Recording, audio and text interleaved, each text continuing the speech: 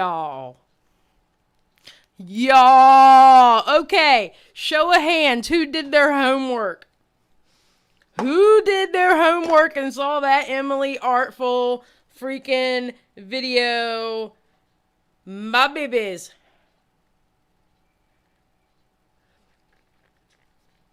Oh my God. Did we see it? Did we see it? Did we watch it? Show of hands. Who watched it?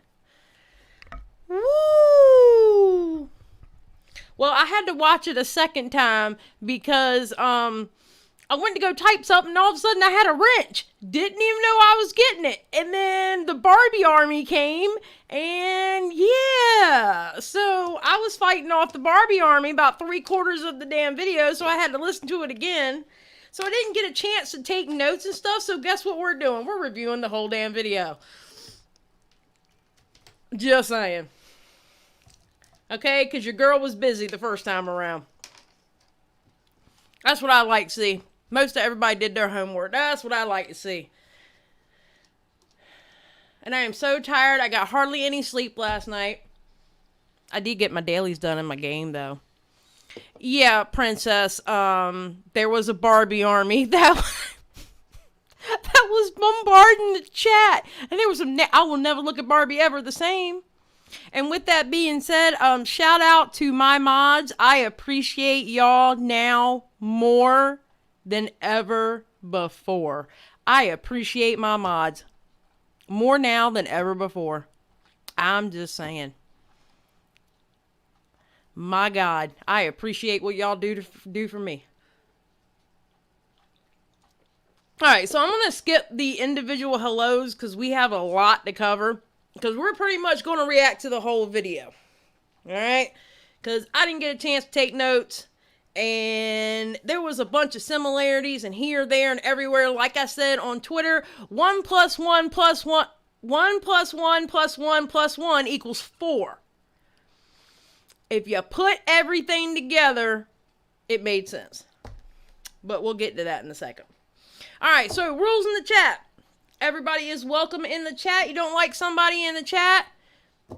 Save the drama for Twitter. And here, everybody is welcome as long as they act right. I mean, absolutely everyone is welcome in here as long as you act right. Rule number 2. Let's not call anybody out of their names. You know, salacious words.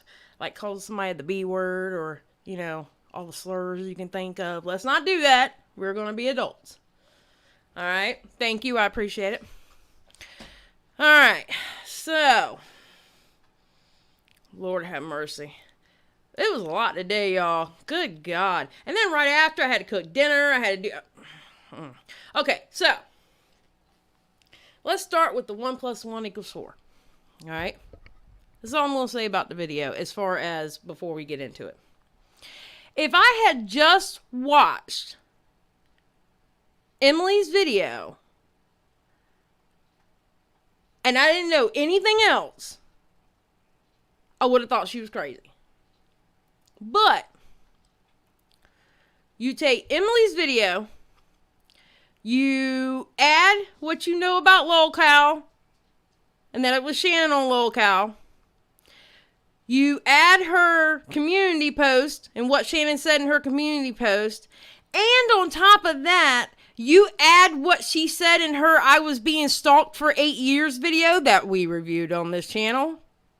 It all comes together.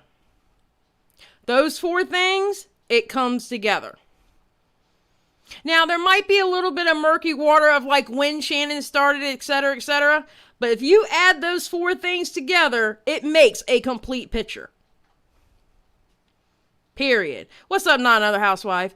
So, that's what I mean by 1 + 1 + 1 + 1 = 4. It's alright. I was calling Barbie out of her name in that chat. Like, in my, like, sitting here going, you know what I'm saying? So, yeah. I'll never look at Barbie the same. I'm just throwing that out there. Alright. So, we're going to go ahead and get started. I do appreciate everybody's in here. I'm sorry I'm not doing individual hellos, but we got a lot to cover. A lot to cover. So let me just pull all that up.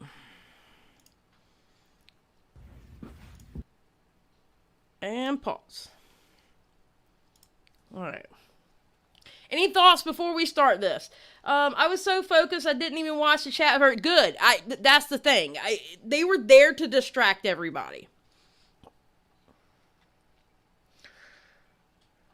I just picked up fresh strawberries from the Amish. Wish I could share. Oh, I wish you could share too. Well, man, I was supposed to play video games and listen to you in the background. Yeah, I was supposed to be playing video games day 2, but the video dropped today instead of yesterday, which, okay, that's fine, that's fine. But guess what? I'm not going live for nothing tomorrow, and y'all will even be lucky to see me on Twitter tomorrow, because I'm playing video games all damn day, and grocery shop. That's it. That's all I'm doing tomorrow. I ain't doing nothing else. Alright, so let me get y'all where I'm at. Alright, so she dropped this bomb. She dropped her video. And, yeah, we're gonna put it on... I think I had it on 1.5 and I still understood everything she said. And that thumbnail I made last minute, that's the art, that's one of the art pieces she drew in the video. She actually has merch with that on there from the thumbnail the art on the thumbnail, she also has merch with that on there, and I totally plan on buying a t-shirt. Thank you, Shaky. I was so happy when she started modding other people. I was like, oh my god, I'm not alone.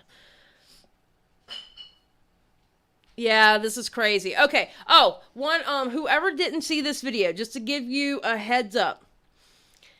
Anthony and Andrew is the same person. I think when she originally did the first draft of this video, the way she explained it on Twitter, she changed his name to Andrew. Okay?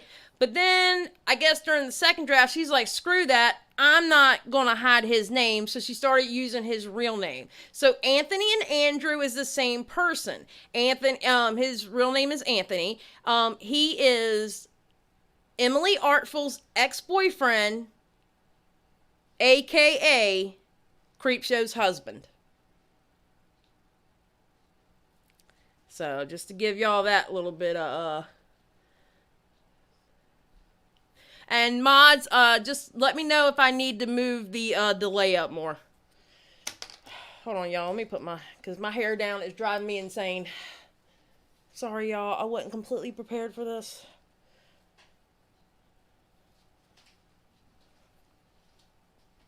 Alright. Yep, clumsy artist. Alright, here we go. Oh, whoa. If you're not familiar with who I am, I have been making art content here on YouTube for the past 6 years. For the majority of those 6 years and several years prior, I had been facing stalking, harassment, and threats from one very recognizable source. For many years, I had no idea who this person was. I had speculations, but they were pretty far off. And because of that, I had to endure that abuse. I went to the police. I was turned away. I spoke to an attorney. They told me it's not going to be worth it taking it to court. I even went as far as hiring a private investigator for a short period of time, and he said the same thing. The PI and the attorney... Okay, just imagine, I just want to say something on that. Just imagine, it's hard enough to prove that somebody stalks you, let alone cyber stalking, let alone taking it to court. And that and stalking in real life is hard to prove, so... Attorney advised me that I needed to start taking screenshots of everything that I could and keeping track of what was happening to me. The story is long, so I recommend you watch it at 1.5 speed if you can. It's long because this stalking campaign has lasted the better part of a decade. And while I didn't know who my stalker was before, now I know who my stalker is. My stalker is Shannon, better known as CreepShow Art, and what I believe to be her current husband, Anthony Parker, who is also my abusive ex-partner. This has been my life. This has been the thing that has terrified me, that has kept me up at night. It was incredibly difficult, but also incredibly cathartic. And Shannon, Anthony, if you're watching this, you have no idea what you guys have done to me. You think it's funny? You think it's something you can laugh about behind the scenes? You think it's retribution because I was a drug addict? Yeah. You have made my life so much more difficult than it ever needed to be when I was in an incredibly vulnerable place. And what you have done is sick and twisted and cruel. And I hope that you never have the chance to do that to anyone else ever again. When I went into recovery for the final time, I did the work. I worked hard. And I had to take a long, hard look at myself in the mirror. And it wasn't pretty. It was ugly and it was broken. But I had to do it in order to change. Shannon, you need help. And this is me and everyone else asking you to go get help. Amen. She does. She does. I agree. I agree. She does need help. Not just for yourself, but for the people that you have hurt. You need to take that long, hard look in the mirror like I did and see the ugly, broken pieces. There's no magic glue to put every single piece back together perfectly, but once it's all put back together, there is a clear reflection. I have to say, for legal purposes, that everything in this video is alleged. I just encourage people to look at the evidence and form their own opinions. I also want to say I originally censored Anthony's name in this video. I called him Andrew, just kind of out of a habit, but I decided I'm not going to do that anymore. His handle online is Anthony Parker, and he raped me, and he emotionally abused me and manipulated me when I was most vulnerable, and for the better part of the decade, he tried to make my life a living hell. Thank you, everyone, and here's the video. Hey guys, so today I'm going to be discussing something I never... Okay, so y'all heard her say the Andrew and Anthony thing, so we're good there. How unhappy must Anthony be to keep stalking his ex in love with her? Shannon obsessed with her because her man still wants her. Possibility.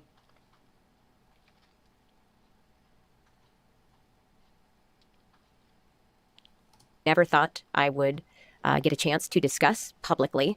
If you're not sure what this is in reference to, I will link a few videos down below for people better explaining what has gone on. This is in reference to CreepShow Art, or Shannon, as most people know her, and actually my ex-boyfriend, believe it or not, who we will call Andrew. I've kind of had to get to a place where I turn off my emotions in order to just get through this quickly and concisely. I will warn you, I do not have all the receipts for everything. I have a very good handful of receipts pretty much proving that the person who has been stalking, harassing, and threatening me has been Shannon and my ex-boyfriend Andrew.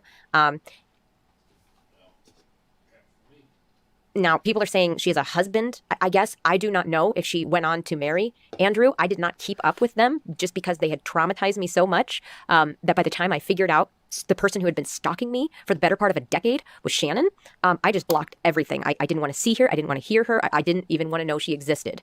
I kept it all inside. I blocked her. I blocked him. I wanted nothing to do with them. So I don't know. I haven't watched most of her videos except ones that are relevant to this, I guess, situation. This is going to be a long story, and it starts in a kind of weird, kind of irrelevant place, and it requires you to know a little bit about me, so I'm just going to try to get through that as quickly as possible. In case you don't know me, hi, my name is Emily. I make art content here on YouTube. I've been doing it for about 6 years now. Something that's important that doesn't seem like it would be at all important, but it is. I'm very open. I've struggled with addiction since I was about 14 years old. I am 7 years sober, I guess. I don't have an official sober birthday anymore because there were a few instances of relapse back then. Yeah, Rapzilla is all about survivors telling their stories, but he won't touch this. He might be, listen, okay. What we need to do, and this is only my own personal, this is my personal thought on this. I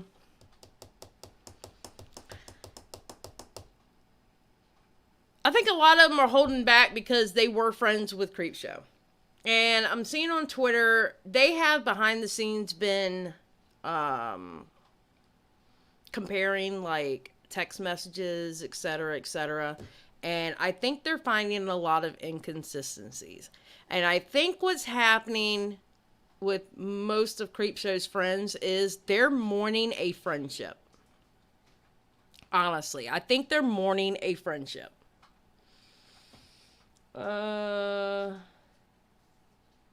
Oh yeah. So yeah, that's what I think a lot of that is. I think some of them are having a hard time processing all this. Then you got others who are completely saying that this video was shit.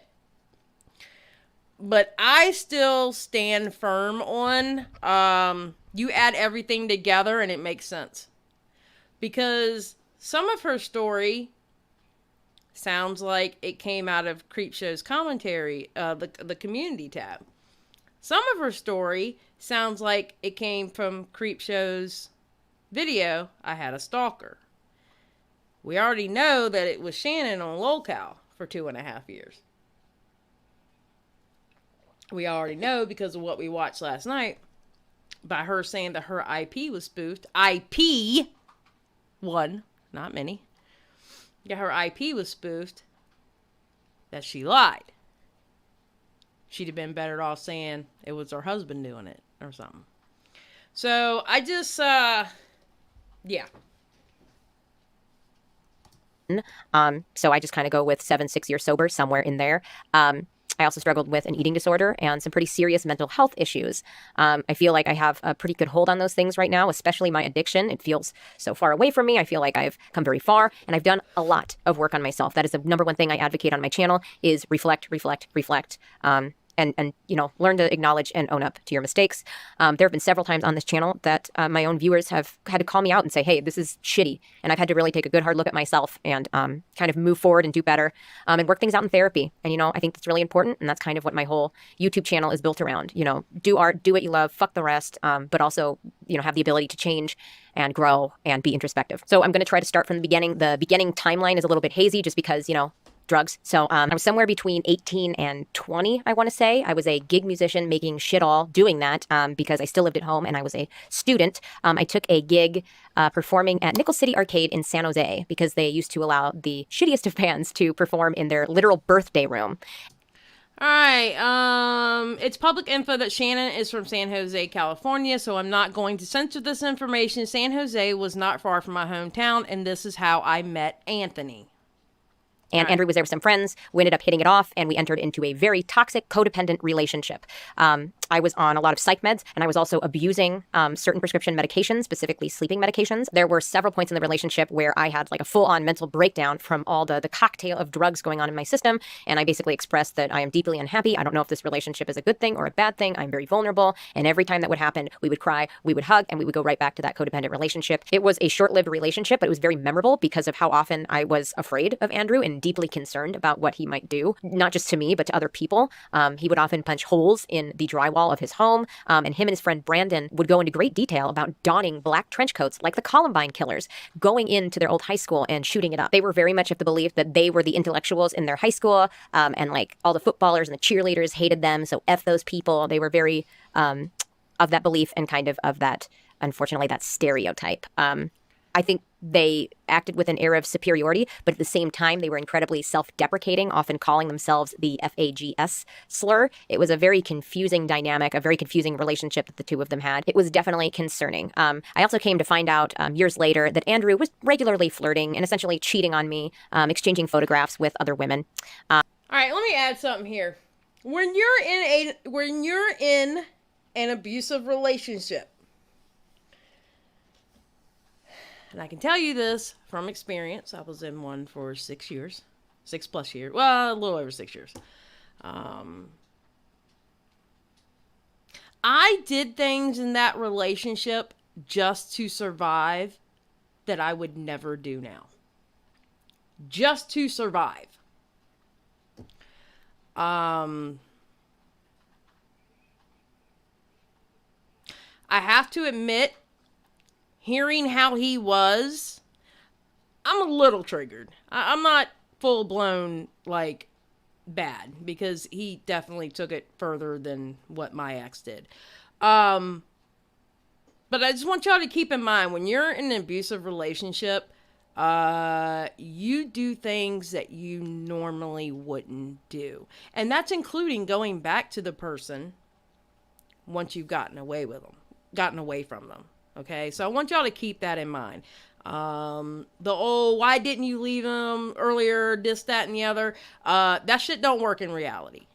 Okay, because here's the thing.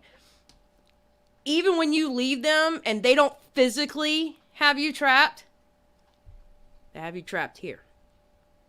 And that's how they trap you. They trap you here. It starts emotionally, and then it's in your brain. Okay? I just want to make that very clear.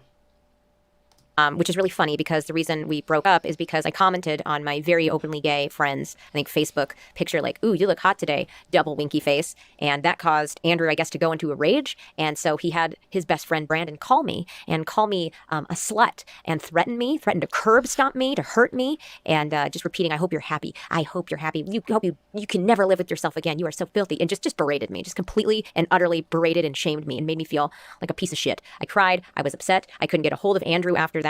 So the next day, I drove to his work. Now, Shannon worked where Andrew worked. I had seen Shannon on several occasions, never spoke to her, just kind of would wave to her. Never spent time with her. I just knew of her.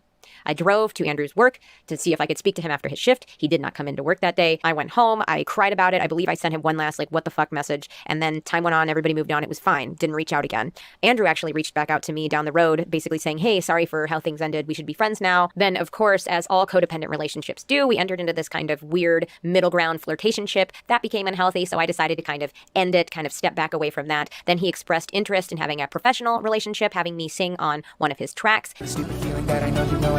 The overall premise of the video was that this ghost girl was tormenting this poor, waxing poetic, depressed bloke. Isn't that interesting? The whole point was for the audience to go, oh my God, oh my God, is she really there, or is she in his head? It's a bummer because I actually enjoyed this song, but now it brings back awful memories. I can't enjoy it at all. And apparently that's her. No, I can't see. Run away. Close your eyes. From yourself. Count to 5. Will I ever see? I've never seen you. Wonder why. Never wonder if all I needed was a hug. See through the eyes of an aeronaut. Heart of fiction you knew to trust. A telltale component of shy stardust. He sent me an MP3, and I noticed there was already a girl singing on the track. Now, let me be clear and honest right here, right now. I went through a hashtag pick me, hashtag anti-feminist phase. The music video had the final version of the song, so that was my voice you just heard backing his. I do believe Shannon was hurt by me replacing her on the track, as well as a hurtful comment I made about her overall voice quality. Oops. Wait, so you mean to tell me this hate Please don't tell me this hate started because somebody told her she couldn't sing. Please do not tell me this hate started because someone told her she couldn't sing. Holy crap. I don't get why Shannon was obsessed with the ex of her husband.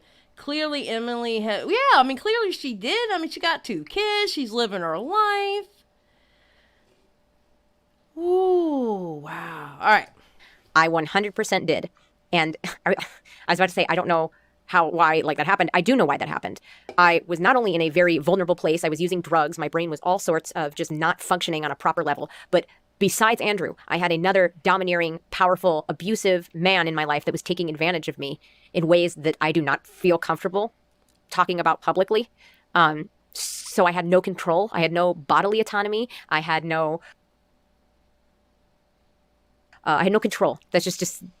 And that's usually what happens. You go from, until you completely wake up and you gain the self-confidence in yourself, you go from one abusive relationship to another. Like right back to back. Until one day you gain your confidence and you're like, you know what? Fuck this. I'm out. I'm done with dealing with y'all. So... I had no control. I had nothing. So you know how I took control back? I learned this in therapy by being a fucking bitch. That's how I took it back. Amen. And, Amen. I never got to anywhere near Shannon levels of conniving bitchery. It was very open out front, like lots of like hashtag anti-feminist and feminist, roll eye, like just the stereotypical pick me girl. I was 100% that. I believe it through and through.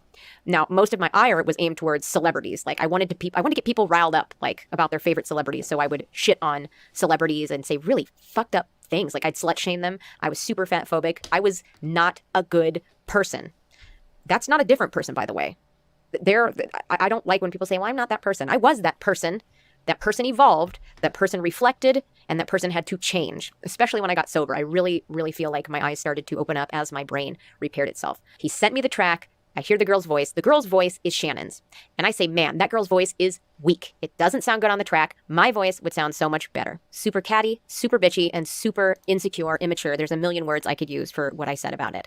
So I put Shannon down to raise myself up. And I believe in doing that, that is what set off this chain of events, the stalking, the harassment, the threats. So I made that comment. Andrew didn't really react to it. And that's how that happens, because that's how she coped with what she went through. When I got out of mine, I hated the world. If you breathed, I hated you. I hated all humans.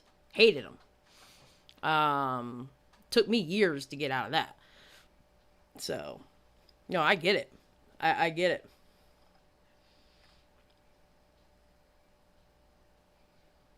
too much. I think he just said like, wow, you think you're so confident. Like it was a slightly negative reaction, but he still had me come in and sing on the track. What was interesting is when I started working professionally with him is when I started noticing some like really negative comments across all my social media. And at this point, the Emily Artful channel wasn't a thing yet. I just had like random social media accounts. I think I had a Minecraft account, an anime. I did short films. I had like a separate art account that was unrelated, a music account. And I started noticing a lot of really negative comments. I didn't think much of it because that's just kind of, you know, the business on social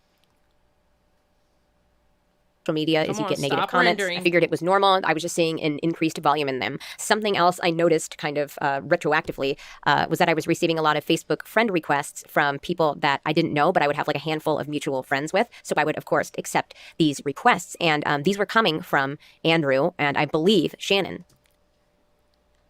Okay, so what have we learned this week? 1, it's all about the cookies. Clear your cookies.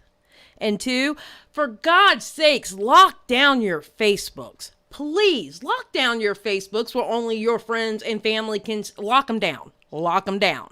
Do not keep your Facebook open for the public. Lock it down. I'm telling you, lock your Facebooks down. Good gracious.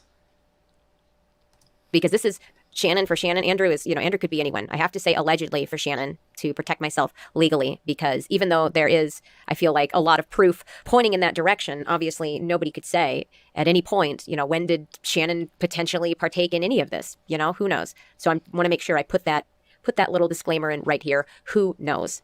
But I believe at this point, potentially Shannon was, working with Andrew to try to get up as much information about me as possible. Now, they ended up phishing me and locking me out of that original Facebook account. Now, I had that original Facebook account since...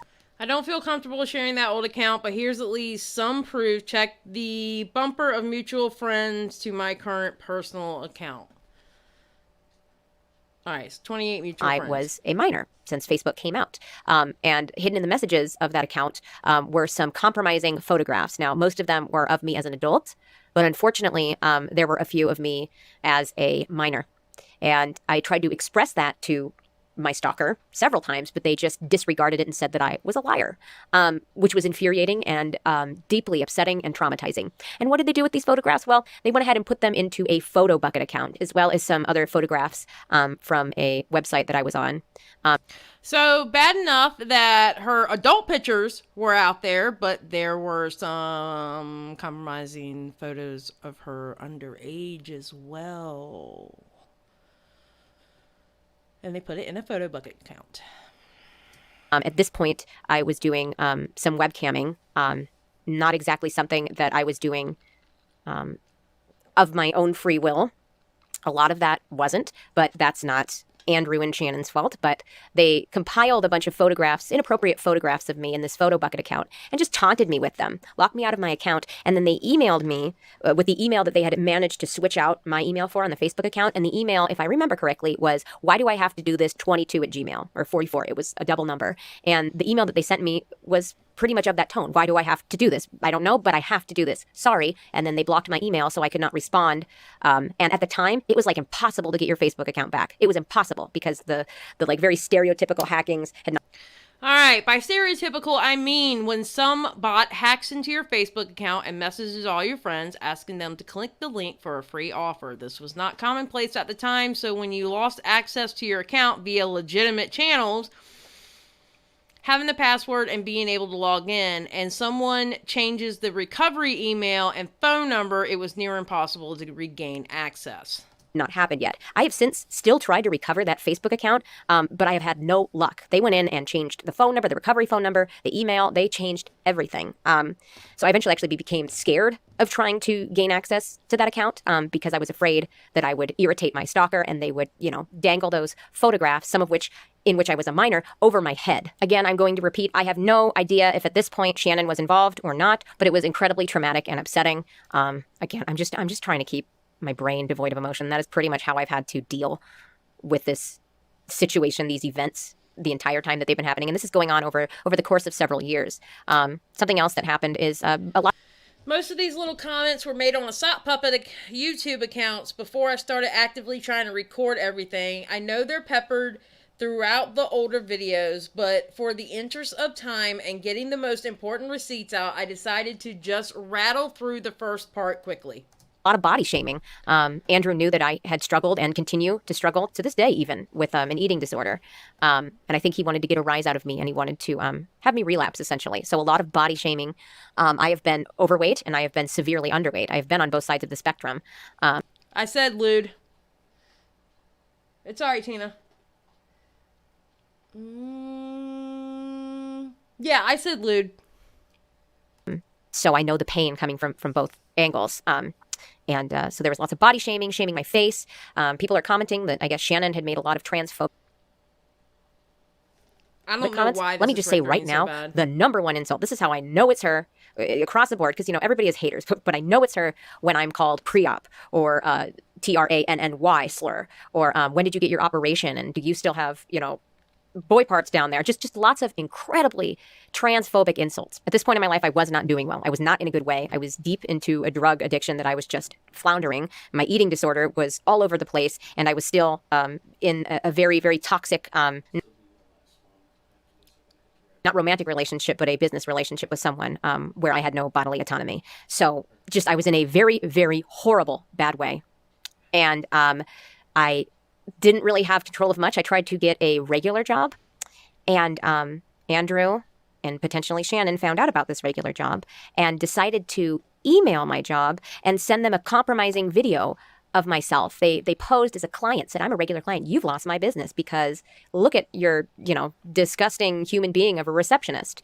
Now, I am going to try and get in touch with this job to confirm that they did fire me because they received this email. Looks like they've had a change in business name, but I think that that will be a very important receipt. So I'm really going to try hard to get that. But yeah, when I finally had some sense of normalcy and I felt like I was able to be free and maybe potentially break free of this really toxic cycle that I was in, they got me fired from my fucking job.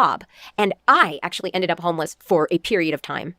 So anytime Shannon talks about being homeless and having to live in her car, she did that to me. Allegedly. Hi, future Emily here. So Shannon was never technically quote unquote homeless. I mean, she was without a home, but in the traditional sense, her and Anthony were homeless by choice. And I know that because listen to what Anthony says in this video he posted on his YouTube channel in August of last year. So in this video, I wanted to go over what it was like to be homeless, or kind of partially be homeless, living out of a car for about 2.5, 3 years or so. And keep in mind, this was a conscious decision to do this. We didn't get evicted and thrown out on the street or something like that. We planned for this for about 6 months to about a year or so. And I also thought it would be kind of fun to go over the recording rig that I had kept while we were living out of the car, and how I managed timing and working on headphones and a computer in the public library just during their operating hours. Around 2015 or so, a few friends and I decided that it was a good idea to try and save rent money by moving into our cars, essentially. We weren't too happy living in California, and the rent is atrociously high, and it's just getting higher. The culture there is it's kind of pathetic. I mean, because what's weird about San Jose specifically, and a lot of the southern parts of Silicon Valley, there's not really a dominant culture there. It's especially amongst millennials. It's a lot of, I've always described it as different subsets of millennials LARPing and trying to turn Campbell and South San Jose into something that it's not. And more specifically, I would meet, I don't know, an actor or something like that who wants to pretend that it's LA, or I'd meet a pretentious goth girl who wants to act like it's San Francisco and is kind of pissed off that it's not really San Francisco. And I'd meet these redneck kind of characters that want to pretend that it's Alabama.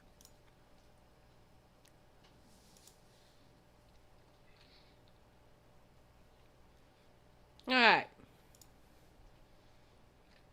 I meant to have this pulled up.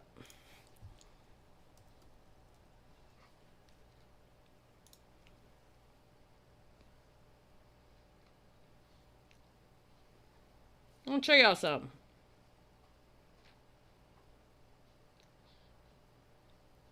As soon as I can get to her damn channel. Come on, girl. Where you at? All right, here we go.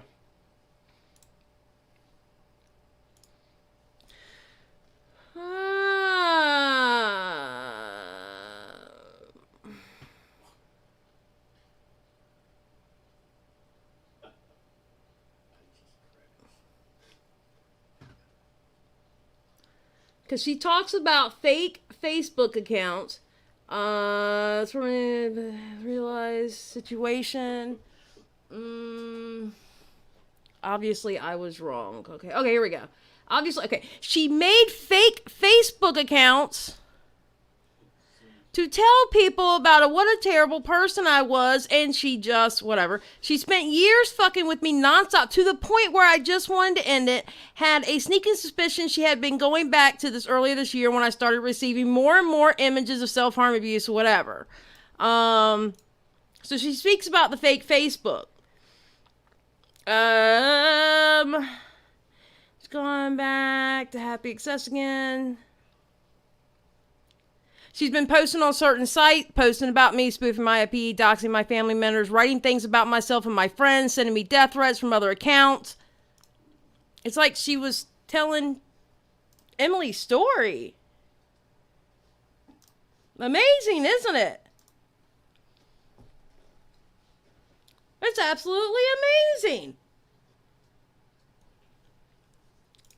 Or something like that. And I'm like, well, you grew up like 5 blocks away from me. Like, it's not. And to be fair, I don't know if Shannon has ever clarified that they were homeless by choice, but from what I'm reading, it seems like anytime she got called out, she would use her homelessness and the hardships she went through while being homeless. Okay, now we saw that too on Twitter.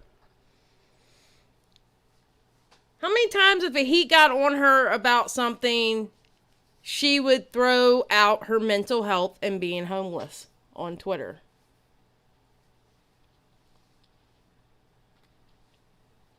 She used to do this all the time. As far as that.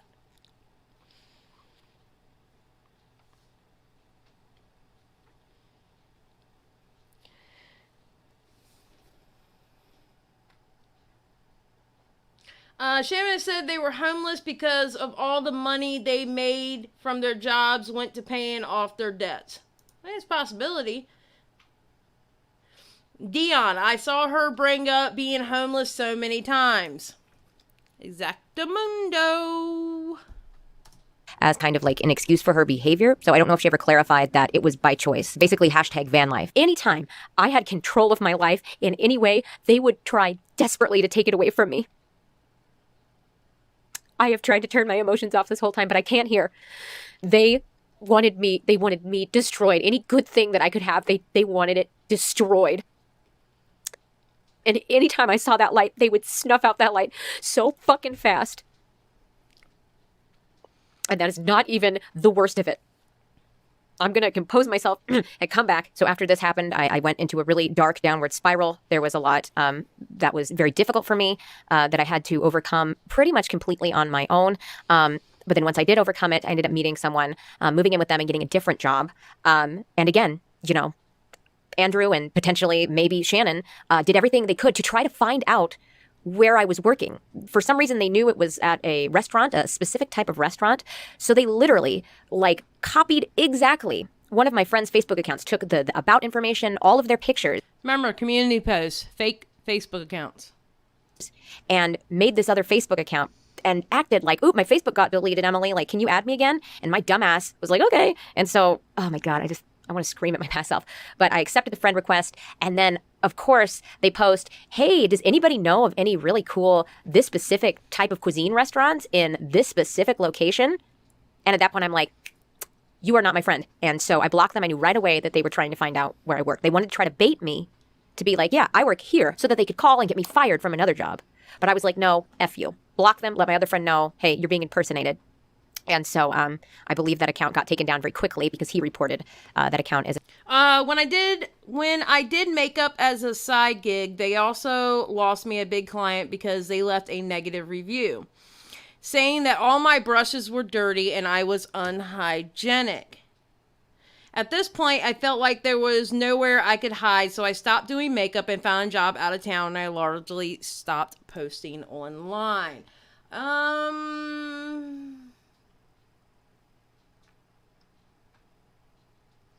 Hold on a second. Because I thought...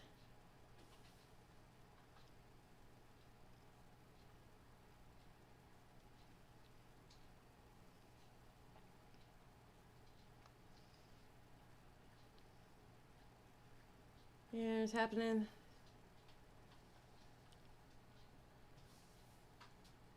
as an impersonation account.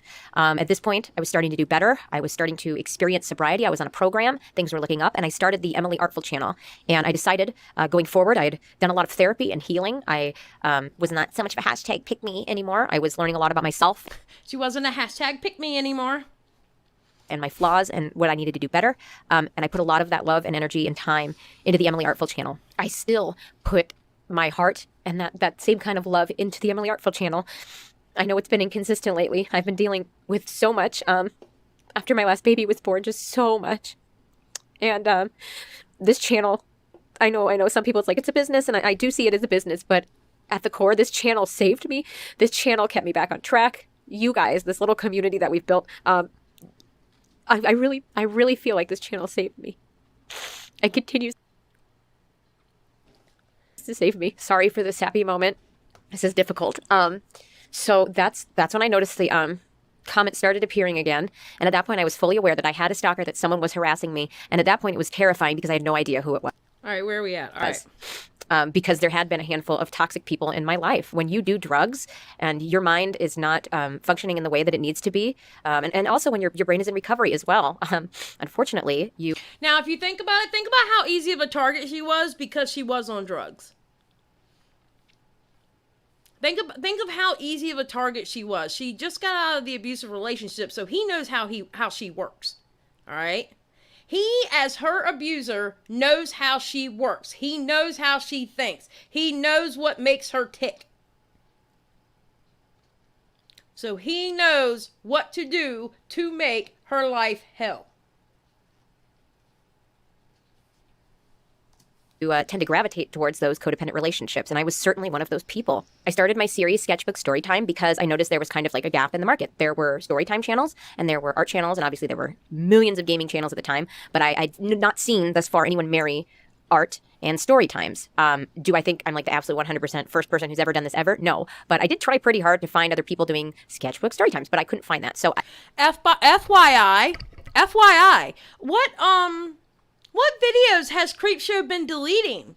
Because I'm being told by ex-CreepShow fans who saw all her videos that it's her story time videos that are being deleted.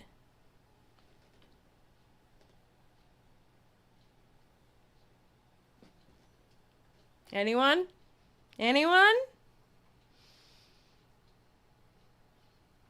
Thank you, Sierra. I appreciate that.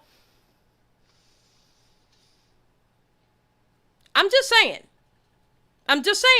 And she says it like a couple of minutes down the road or somewhere. But when I heard that, my first thought was, wait a minute, isn't that the videos that she's deleting off her channel?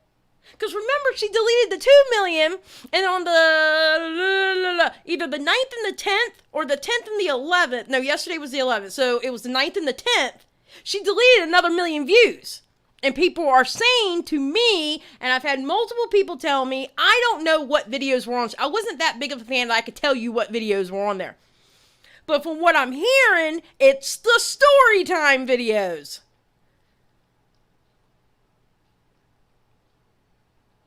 Yep, and Shannon got River Instagram. We're talking about her story time videos, but yes. Yep. Ding, ding, ding, ding. And, oh, yeah, I already said thank you, Sierra. I'm sorry about that. Yeah, so, thank you, Soph. I'm just going to say Soph. Interesting. I came up with this term, and I created the series where I talked about different incidents in my life. And then I started getting these comments, people saying like, do you know CreepShow Art? And CreepShow Art is copying you. And have you seen this CreepShow Art girl? I was getting comments that were like, interesting. They were like, ugh, you're just a ripoff of CreepShow Art. And then opposite comments that were like, love you, Emily. CreepShow Art is a ripoff of you. Like, what was interesting is I was getting a lot of these comments about this one YouTuber and nobody else.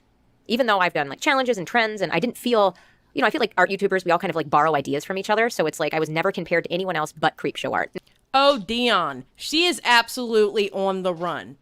Look, I'm telling y'all now, all right?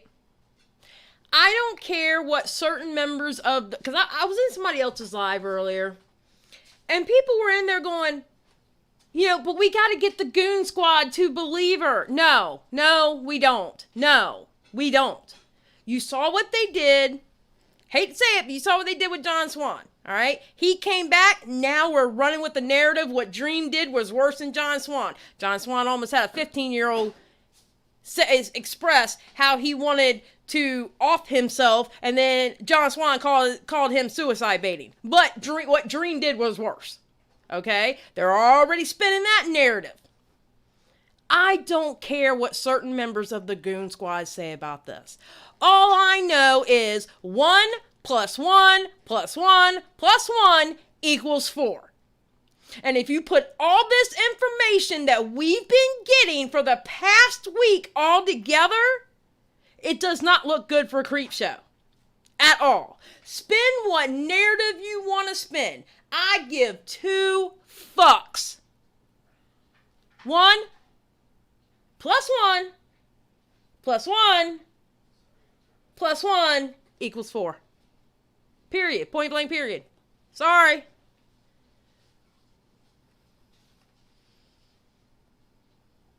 Sorry. I'm sorry. And I heard, I saw Augie put up something about, you know, I'm going to make a video on CreepShow. Tell me, CreepShow art, tell me your most like salacious video or whatever, just made up stories. And then I heard that Nicholas DiOrio said something.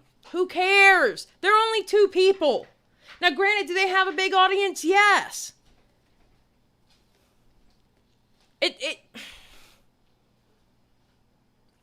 We need to stop worrying about what they think and what they say. We need to stop worrying about that.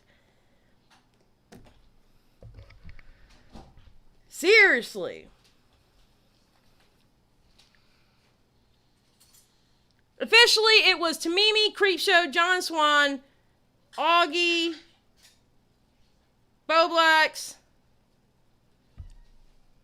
Repzilla, I want to say Repzion, and Nicholas DiOrio. And Edwin was off to the side. He was, and friend. He was the +1. They're all guilty if you ask me. CreepShow, John Swan, Dream needs to face the price of their bad actions. She deserves to lose subs. It's a creditor like her once your audience doesn't trust you, it affects your channel. Oh, it absolutely do. It absolutely does. You know? But I mean, I'm sorry. If you add everything together, it makes sense. All right, let's keep going. Now, I thought it was kind of weird, but I was also new to the environment, so I figured it was probably like it came with the territory, essentially. So I didn't think anything of it until I got a comment. Yes, Tamimi is part of it. But Tamimi is like off to her side doing her own thing right now. But she did say something on Instagram about it. Of someone saying, hey, CreepShow Art has stolen a few of your thumbnails as well as your sketchbook storytime name. Like she has completely ripped off your series. And so then my ears pricked up a little bit and I did notice some of the thumbnails were slightly similar. But I did see that she was using my sketchbook storytime like name for her series.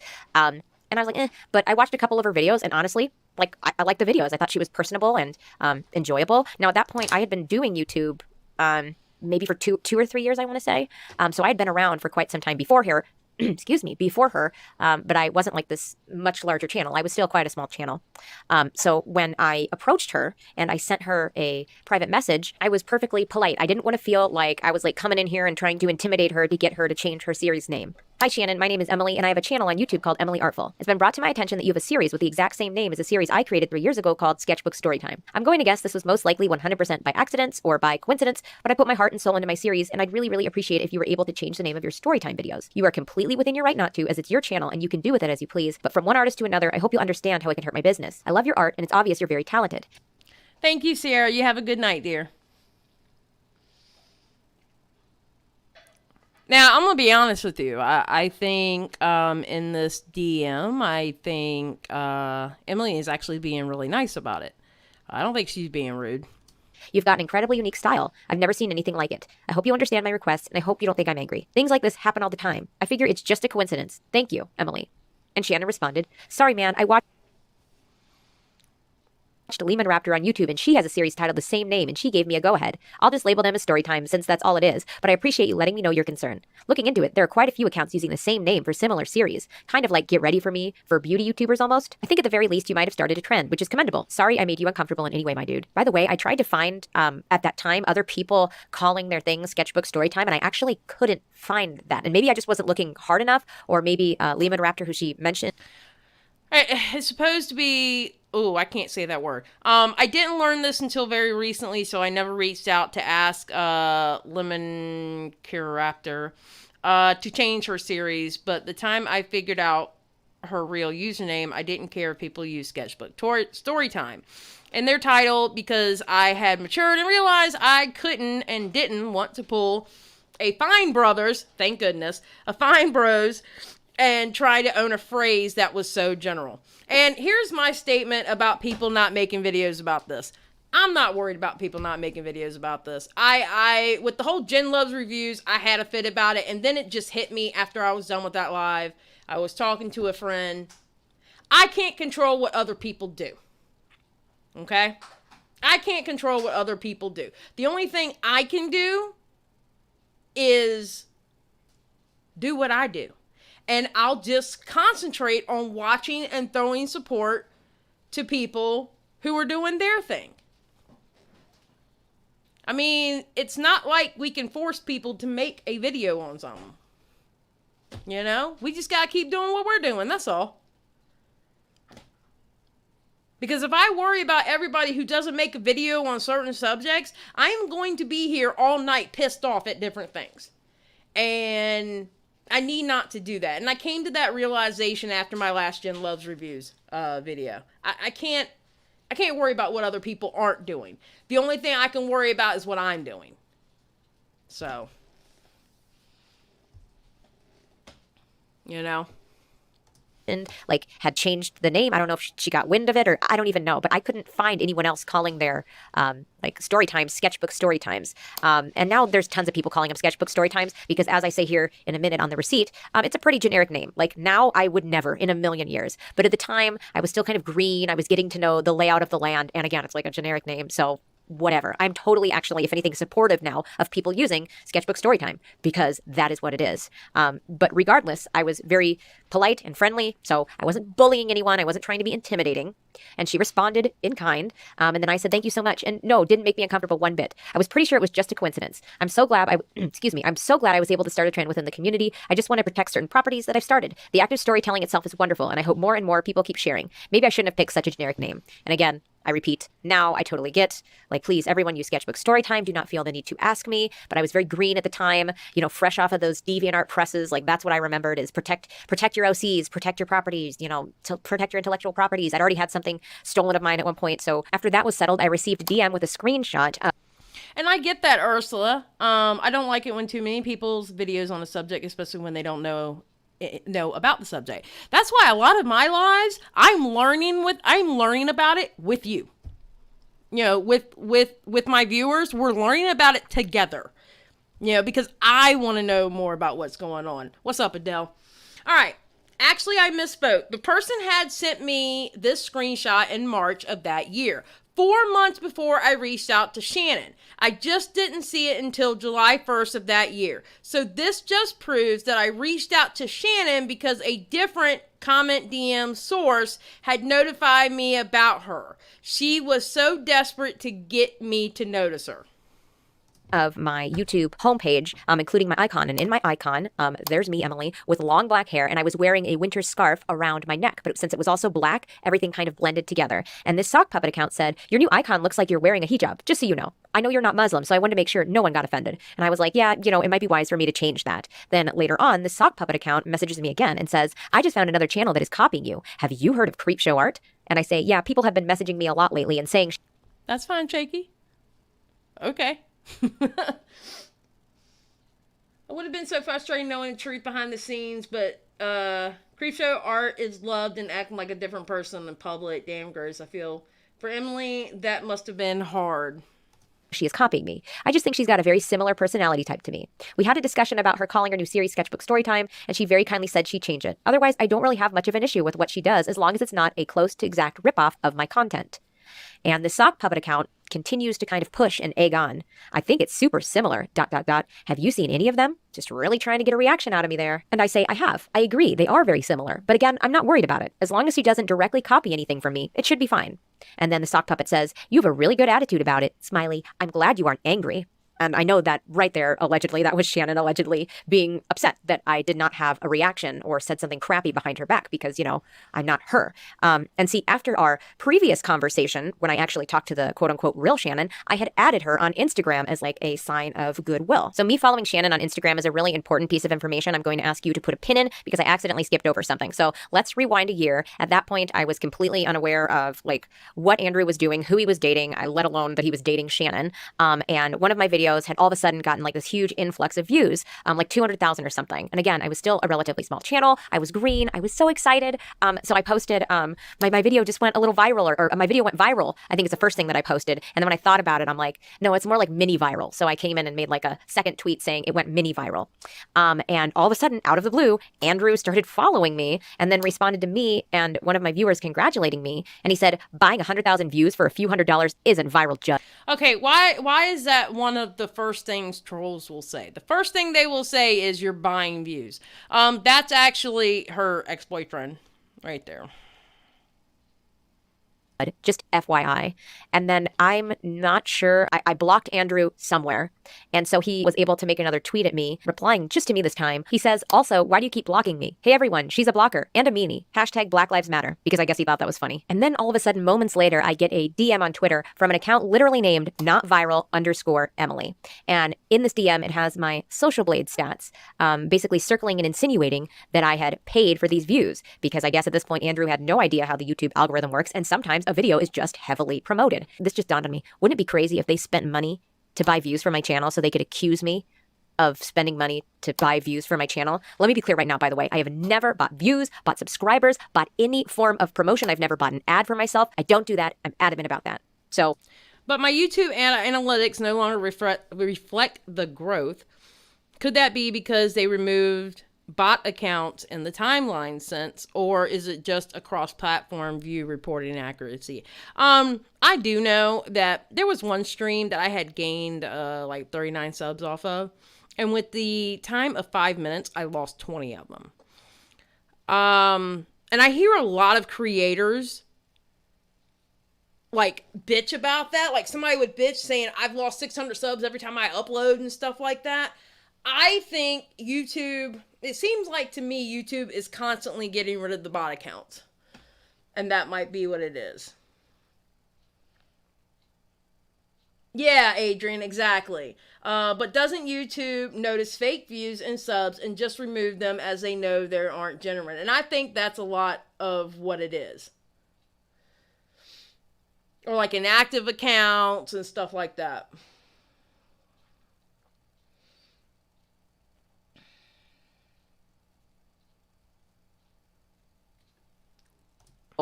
Pretty irritating having someone come in and accuse me of that. And so then this not viral Emily, aka Aja, says, so you paid for these. That much is obvious. And I say, no, I actually didn't. If you look my video, You Are Not an Artist, around that same time, you'll see it got really big. All those subs were most likely gained from that video. I have a child now. I gotta spend my cash on diapers and formula, dude. It's a waste of money to buy subs. Not viral Emily responds, sure. What you just said further implies buying subs, you see. The idea behind just buying views/subs for one video would be smart, if it wasn't so horribly shown. So you're telling me none of those viewers browse your other videos? Because looking at them, they didn't. Nice try, though. Better luck next time. Also, 200,000 isn't viral. It's silly no one else has called you out on it, because damn, it is so obvious. Hey guys, future Emily here again. So while I was recording, I noticed something really interesting. So for the screenshot that I took of my Social Blade stats back at the time, this sock puppet account was accusing me of buying subs and views. You can notice the spike in subs and views starts at the end of September and goes into the first week of October until about the 7th, and then it goes down from there. Unfortunately, I only took that one screenshot, but if I look at my analytics, it looks like somewhere in there is where I got that spike in views and subscribers. Now, if we go over to the screenshots I took of Anthony's messages as well as the sock puppet account's messages, you'll see I took those screenshots on October 23rd, 2017, and that was the last time that these screenshots were at all messed with. Now, just because I remember to take screenshots on that day doesn't mean that is when I received those messages. messages. But if we look at this screenshot right here, you can see that the sock puppet account sent me their original message on Saturday at 10:58 a.m. Now, for something like that, I probably would have responded right away, so I didn't see it until 8:59 p.m., but it was still on the Saturday. Now, October 23rd in 2017 fell on a Monday, so I can only assume that the messages sent by the sock puppet and Anthony came then the Saturday before the 23rd, which was the 21st. Can I just say that I'm super glad most social media now includes the date next to the timestamp? Because remember, after Anthony was tweeting at me accusing me of buying subscribers, only moments later did a sock puppet account accuse me of the same thing. Nobody else did, just Anthony and the sock puppet account. And you can see that I was reacting to both of them at very similar times because, like I said, I responded to that sock puppet account at 8:59 p.m. and then privately messaged Anthony at 9:30 p.m. on that same day. I just find it oddly suspicious that Anthony just decides out of the blue to go looking for me a week and a half within the first time one of my videos, quote unquote, blow up, because now I'm second guessing everything. As you can see, there is a pattern of behavior. Anytime I experience even a modicum of success, he just has to destroy it. He has to attempt to crush my motivation. Because he's abusive. He cannot get over that she got away from him. He was so used to the power that he had over her, and that's how they are. They don't give a shit about you or the person that they have power over. What they crave is the power. They crave the power. Motivation. That seems like their main goal is to absolutely crush my motivation and get me to stop doing the things that I like and that I love. Any good thing that happens to me, they have to find out, the hack my email, my Facebook, find out what's good in my life and try to ruin it. Relationships, YouTube, anything, my income, they just don't want me to succeed. And this What's up, bitchy sarcastic mom? How you doing, dear? seems to be a pattern. Just by the way, all the lolcow posts, I was reading through them. This is a pattern.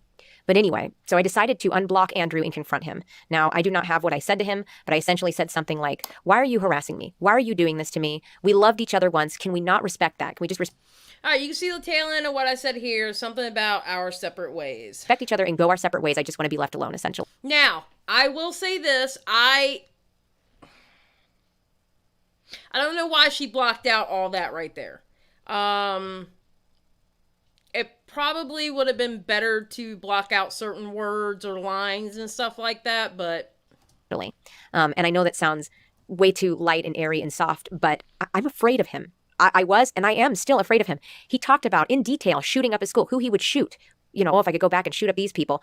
He is the kind of person to just snap, get in the car, drive cross country, and kill me.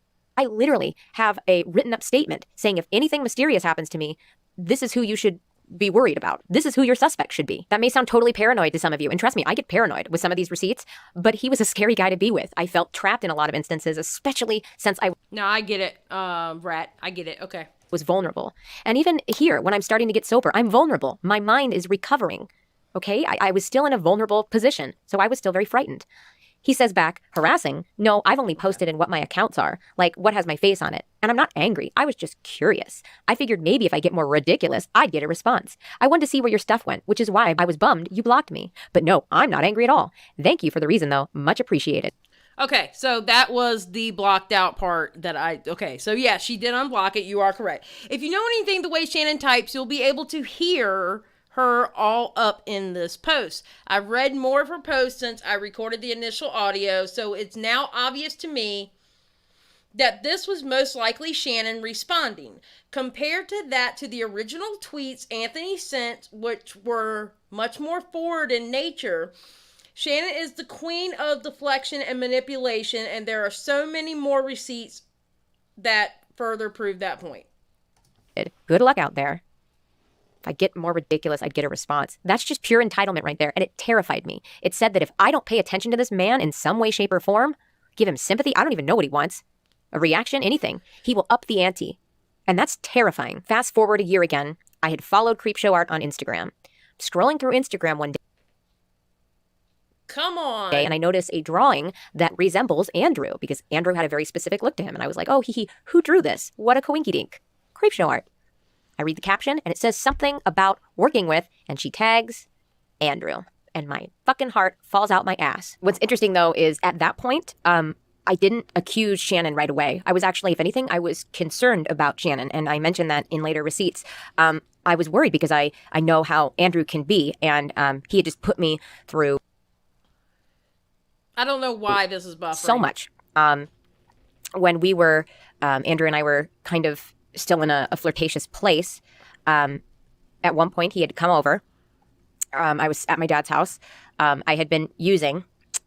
He crawled through my window. I've discussed this before. That is how I got people in and out of my room secretly. He climbed in through my window, and he had sex with me while I was incredibly and obviously intoxicated by way of heroin. I was nodding off. I was incoherent.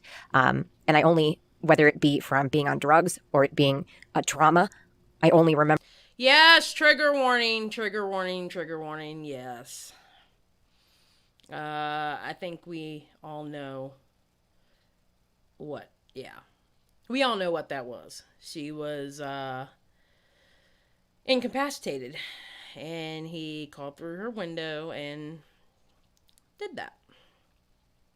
Remember bits and pieces of it. I don't know if he was with Shannon at that point. I do think she is aware of the encounter, as I have received, again, YouTube comments. I believe it was just one comment basically saying that I forced another girl's boyfriend to cheat on her. So that was kind of a... First of all, there is no such thing as, well, unless it's the same kind of instance where he's incapacitated. But in general, there is no way to force somebody to cheat on somebody. They're either going to cheat on them or they're not. And that happening to her and her getting those comments, kind of obvious. Yeah. Exactly, Dion. Forced. Very specific rumor. And again, like, these things just never got traction most of the time. And I'm sorry, I don't have receipts for a lot of these YouTube comments. I don't remember what video they're on. Most of my videos have hundreds of... She says here, I don't have the receipts at the time of this video. And yes, I'm certain I deleted some of them because friends and family were telling me to delete and block for my safe and peace of mind. But I know there are still tons of sock puppet CreepShow comments under my videos, new and old. And I'm going to be honest with you, I wonder who's going to be the person to go under all her videos and look for these. Because I know somebody is out there doing it. It will take some time, but I'm sure when I have more time to search, I'll be able to find plenty. During the editing of this video alone, I stumbled upon a lot more receipts, and I had to add in so much stuff. Buckle up, the rabbit hole does go down a long way. Comments, so I don't really know exactly how to rifle through all of them. Also, before I spoke to a lawyer and then eventually police, I was not screenshotting anything. I was afraid, so I was mostly just going through, deleting, and blocking, just trying to get this person to leave me alone, because everyone's advice was just disengage, block, delete, and block. Just get them as far away from you as humanly possible. And it wasn't until I had a consultation with a lawyer that they were like, no, don't do that. Screenshot. Keep track of everything. Take everything. And I believe that was in 2017 that I really started keeping track of these receipts. So unfortunately, yes, some of this is hearsay, but I also have a shit ton of proof that Andrew and Shannon are behind this. Speaking of which, let's move on to Snapchat. One day I just received a completely random Snapchat photograph of what looked like a specific square in the city that I lived in with some nonsensical text overlaid on top. I don't have the initial Snapchat because I just kind of froze in panic. It doesn't matter too much because he sends multiple almost identical snaps from the same location, which you will see here in a minute. But I do have the response to that Snapchat. I wrote, "Are you in my city?" And Kilgore Trout is the name that they chose this time. And they said, "Somewhere, I suppose, in its labyrinth." And then you could see I started typing back, "You are fucking insane." Now, I'm sorry for the... There we go, Buffer. ableist language I was using here. I was so freaked out. You guys have no idea the level of fear that I had in this moment. I was 100% convinced that this person, Andrew or Shannon or whoever, was in my city and they were going to hurt me. You can see I said, "Answer me. You drove all the way here?" Okay, I just want to say this, okay? Andrew always sounds like he's trying to be an evil villain in a comic book story. I'm just saying. He's always talking like he's trying to be an evil villain. It's spooky. I don't have, what, I'm somewhere in the labyrinth.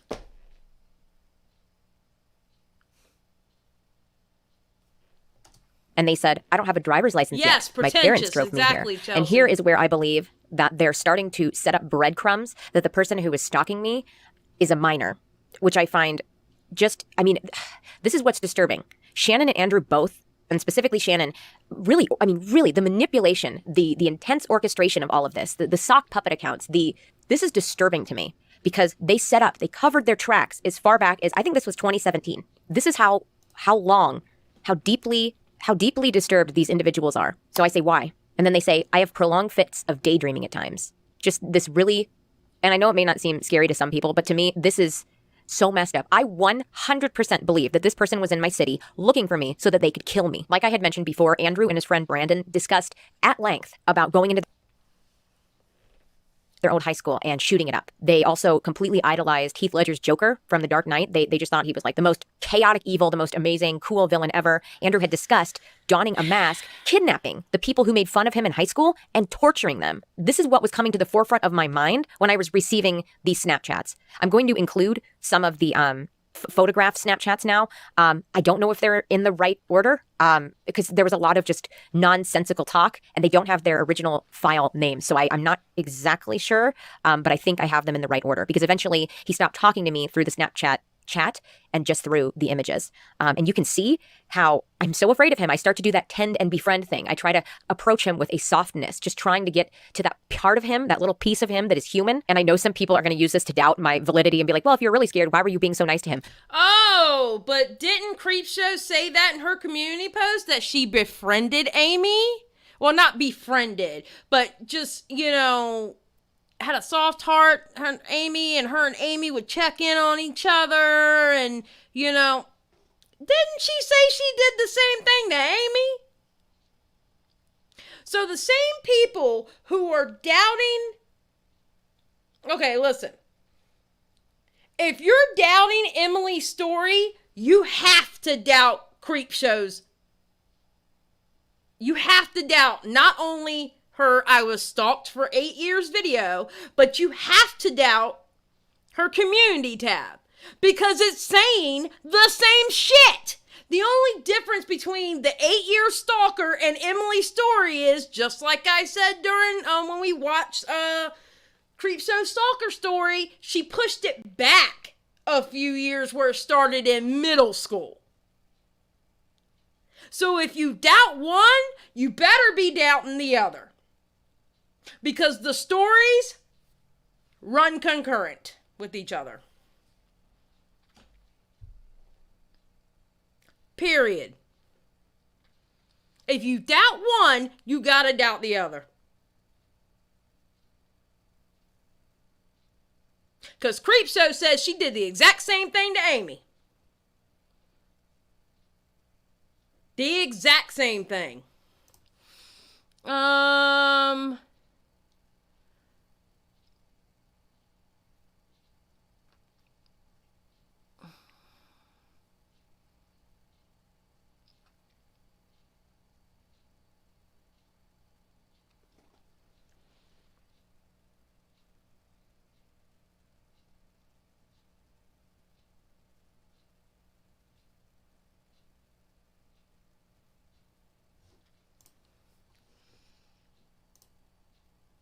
Just saying. Again, I was trying so hard to tap into that human emotion so he wouldn't come to my fucking house. I was terrified. I'm sorry, but you would never know what you would do in that situation until you're actually in it. So I just want to say that. I'm looking here. I'm a little confused because I have two screenshots. The one where I say, are you in my city? And then he says somewhere, I suppose, and it's Labyrinth. But I also have a screenshot from the exact same day that I say, are you in my city?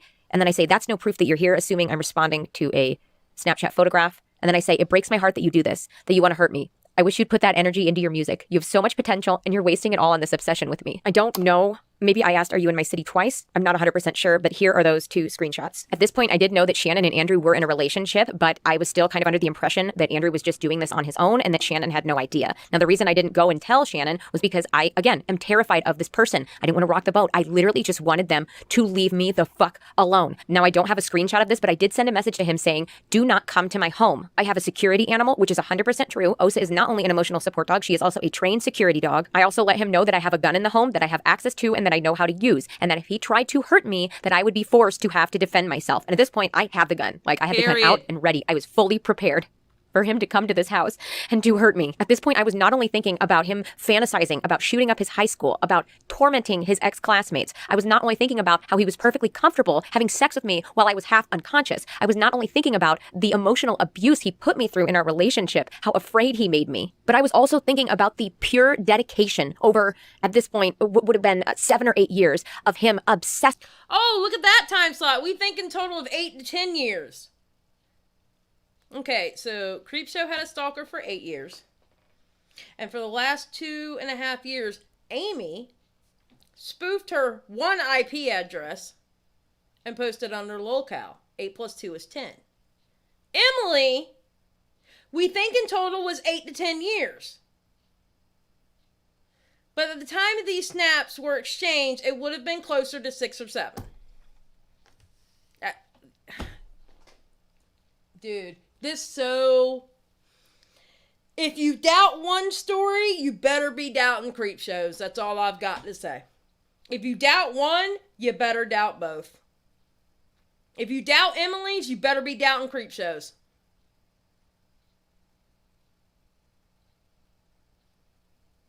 Period. Because wasn't it True Sleuth that came out that after... Alright. So after Emily had posted up on Twitter about her stalker situation, CreepShow made her 8-year video, her 8-year stalker for 8 years video. What, 2 days after? 2 or 3 days after that Twitter post? Come on now. Massively, constantly making sock puppet accounts, harassing me, belittling me, shaming me, trying to trigger my eating disorder. This man was the definition of obsessed. After I told him, do not come to my house, I have a security dog and a weapon in my home, he said, the valiant taste of death, but once. Cowards fear it many times. In the very first Snapchat that he sent me that I was not able to capture, there was the business Loft in it, and we have a loft here in our city in a very specific town square. So I was under the impression that he was in this town square because the architecture was very similar. This is why I was under the impression that he was in our city. So for some reason, I just don't have a screenshot of me asking this, but I said, are you near the loft in our city or your city? To which he responds with this, there is, alas, only one loft, infinite copies of voids upon voids, reflected as it were, into the greater void of perception, that which is named but not known, in which loft is one of any possible combination of voids, infinite yet distinct. And here we go with the supervillain talk.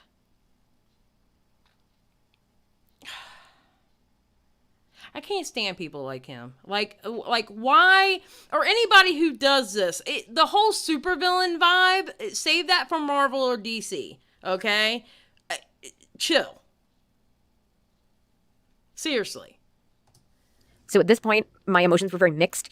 I'm like, is he trying to be funny or is he trying to be poetically terrifying? He then sends me this. All art is to be, alas, a reflection of its creators, humans who have been called to fill that void with art. For example, the mind-bending, thumb-bending video, or the alternative art of Emily Artful, who have with this art only created a greater void. Essentially saying like, you're just adding shit content to the internet. I also realized at this point that he is pretty much trolling with the mind-bending, thumb-bending reference. I don't even know what that is.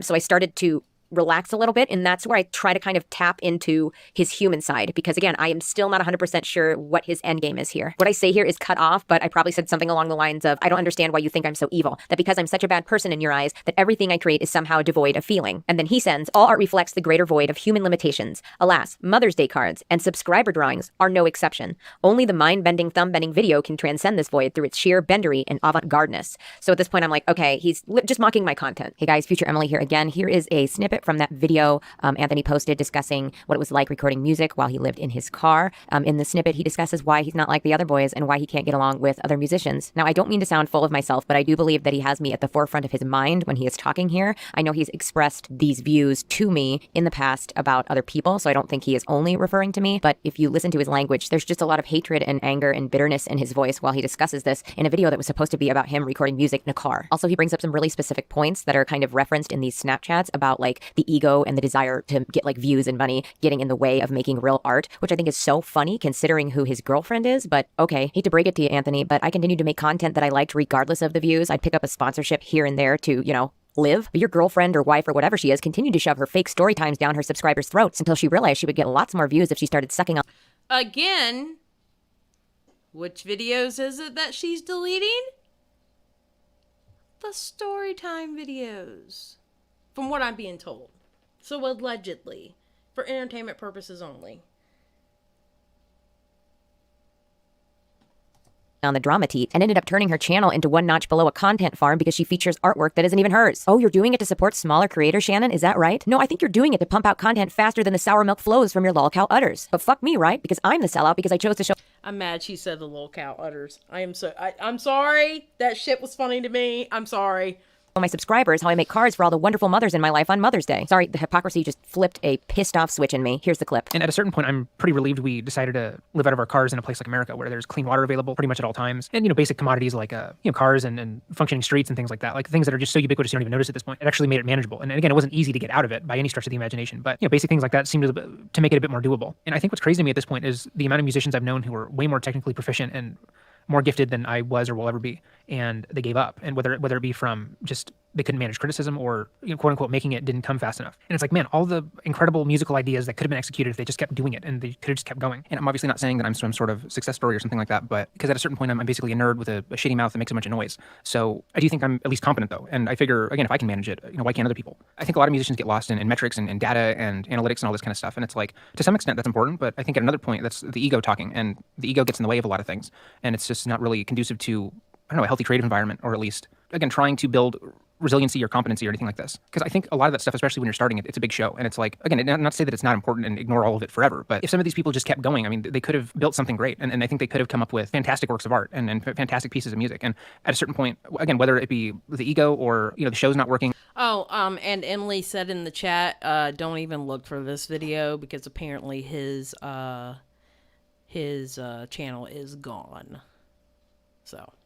Or whatever, they just gave up. And it's like, I'd rather have built something with my hands than just sat there and, complain that things weren't going fast enough. So I don't know, that's what I got out of being homeless for a couple years, and bye. I just wanted to show you guys that clip because I thought it was really interesting. Back to the Snapchat stuff. I felt a little bit more relaxed, like I could kind of try to tap into that softer part of him. So I said, well, I drew my subs because I know they'd like that. I made my mom a Mother's Day card because I love her. And I make every mom in my life one every year. Yeah, sometimes they aren't the artiest of arts, but there's something I and others enjoy. It's kind of that simple. I then try to tap into that human side a little bit more. I say, by the way, I didn't realize Shannon was your girlfriend until I started following her on Instagram and she posted about working with you. I kind of panicked and then followed her. No disrespect, of course. I just don't want any contact. And the reason I've not told her about you harassing me is because I really don't want to ruin your life. I genuinely want you to be happy. I just couldn't bring myself to do it. It didn't feel right. Just don't come to my apartment and don't bother my family. You can keep making accounts and keep trying to prove that you're someone else. Keep telling me I'm awful or saying kill yourself. I have 100% undeniable proof it's you. You clicked the link. You gave me what I needed. I don't want to ruin your life, dude. I just want to be left alone. I don't think that's too much to ask for. Oh, he's very much a coward. He's very much a coward. Guess what? Most abusers are. Most abusers are cowards.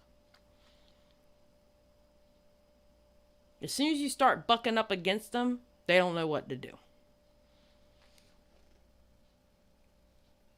They don't know what to do at that point. She's trying to go the nice route. Just like CreepShow says she tried to do with Amy. Remember in her video where she was talking about they check up on each other every now and then? Just like CreepShow says she did with Amy.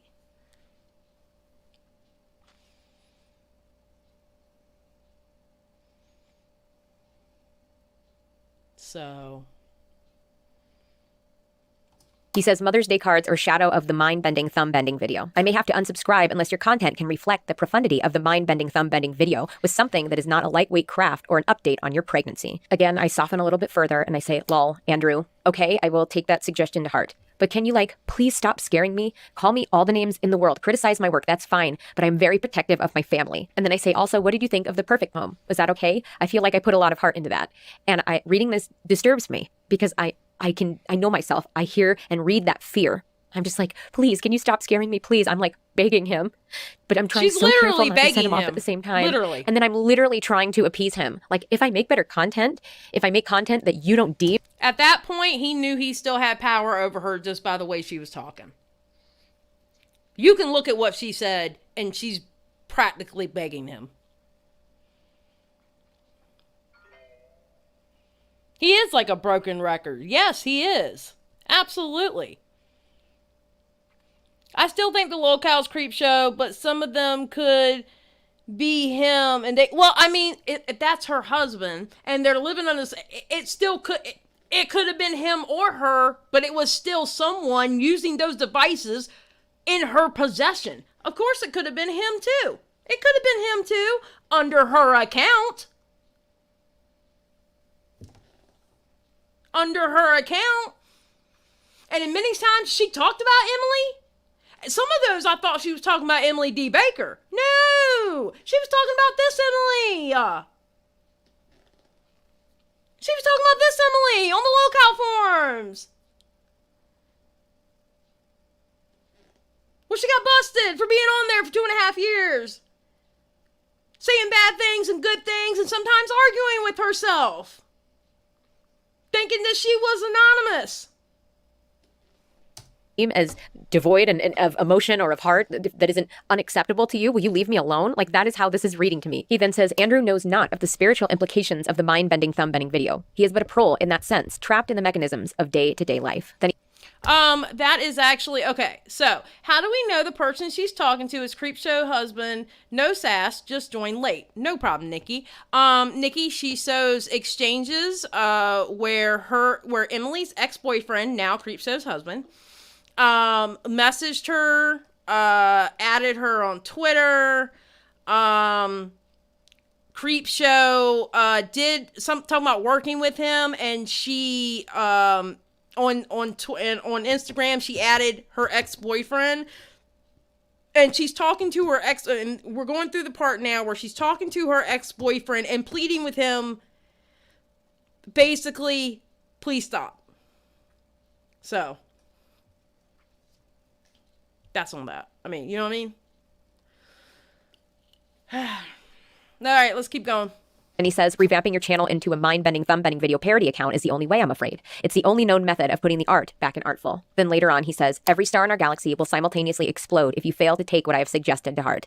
And again, very trolly, but at the same time, it's still a veiled threat. Because, again, this person is so unpredictable and unstable. Do I take that as him being a troll, or do I take that as a threat? I want to backtrack a little bit and talk about how I said I had undeniable proof that Andrew was the person stalking me, that he clicked a link and I was able to trace his IP, because this was the first time that I had done that. Now, after the Twitter incident where Andrew accused me of supposedly buying subs, I was very suspicious that my stalker up until that point had been Andrew. So I laid out a trap where I sent one of these. I go over these IP receipts in a very careful and specific way at the end of the vid. I just want to quickly explain what I did so all of you can understand what I meant by 100% undeniable proof in my message to Anthony. Profiles a link pretending to be another like separate hater of mine, and on that link I attached an IP tracker, and because we had mutual friends I knew exactly where Andrew and Shannon lived, so I sent over the bait. He clicked on the link, and wouldn't you know it, the IP address took me directly to where they were living. What's interesting is back when my Facebook account was hacked, I wasn't aware that Andrew was doing any of this, right? But Facebook had sent me an email basically saying here is where the unknown login came from. The IP address pointed to the city where Andrew was from and where he resided in at the time. And So no one involved lives there anymore, and it is public knowledge that Shannon and Anthony moved out of California. Didn't think anything of it because it was 2013. I was 21. My world was small, and like all my friends came from this specific area. So it could have been anyone, really. But when everything started falling into place, it was like an anvil hit me. Of course it was Andrew. You've got to understand, it took a really long time for me to really figure out what was going on. For the longest time, I thought I had like two completely unrelated separate stalkers that were not related to one another, and that they were just harassing me. And this was like part of the YouTube environment. I just kept thinking, I'm not relevant enough to have two completely unrelated stalkers. This can't be right. Now this makes so much more sense. How they had the time and the resources to make so many sock puppet accounts. I mean, just tons. And I mean, she spent 2.5 years talking shit on locale, so I mean, I'm not surprised. I'm not surprised. I'm frustrated with myself that I didn't document more before like 2017. The truth of the matter is I didn't want to see this shit. I didn't want to interact with these fucking sock puppet accounts that were bullying me and shaming me and fucking trying to rally people against me. So I would just delete and block and delete and block. And finally, I consulted with a lawyer and they're like, don't do that. Save everything. To the best of your ability, you need to save everything. And after everything, I consulted with the lawyer. I went back to the police. I even hired a private investigator for a short time to do some digging. I, one, ran out of money, and two, was advised by the lawyer not to take this to court. That it would be a lengthy court battle, and it's not like justice will be served. Okay, and think about it, all right? If she would have took it to court, she ran out of money for the lawyer and the private investigator. it would probably be a lengthy process, okay? If she ran out of money with that, what makes you think she would have been able to afford the court case? Because then lawyer fees go up. See, that's why with certain things,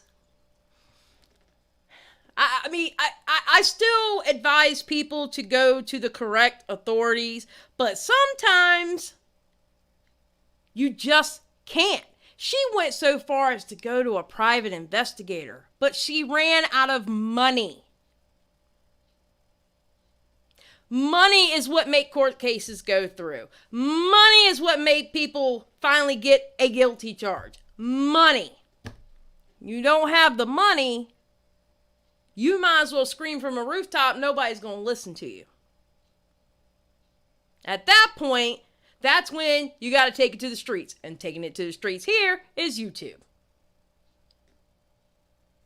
Just saying.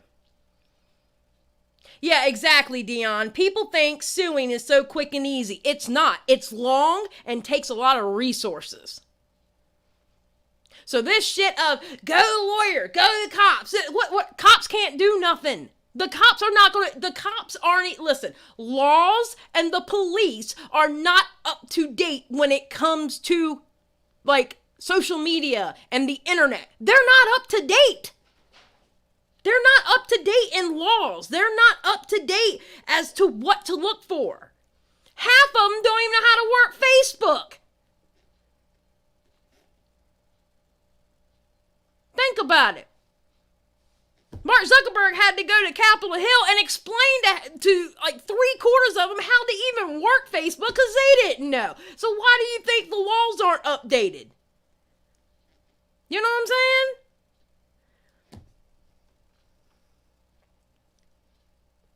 You know? So what else can she do but make a video? Just like CreepShow did, and nobody second guessed her. And just like CreepShow did on her community tab, which nobody, well, no, some people question that. But, you know what I'm saying? Because it's really hard to prove that Shannon and Andrew ran all those sock puppet accounts because there was so many of them. And I fully acknowledge that probably not all of those comments were coming from Andrew and Shannon. But when you've been stalked as long as I have, you can detect your stalker's language to the point where I could start to differentiate the voices between Andrew and Shannon. And what's really interesting is it was definitely Andrew in the beginning. Like, I really think Andrew just roped Shannon into this mean girl obsession with me, and Shannon kind of became the mastermind over time. I could see the transition from Andrew into Shannon. Now, whereas Andrew was more kind of threatening and domineering, not that Shannon wasn't, not that Shannon didn't love to make vague threats against me, Shannon was more catty and mean girl. That all changed when the Rewired Soul drama happened. And in case you guys didn't know, there used to be this channel, I don't know if he's still around, called the Rewired Soul. Damn it, why has the Rewired Soul got to be in the middle of this? I haven't thought about the Rewired Soul in quite some time. What the hell? All of a sudden, here comes Rewired Soul. Why has Rewired Soul got to be in the middle of this shit, yo?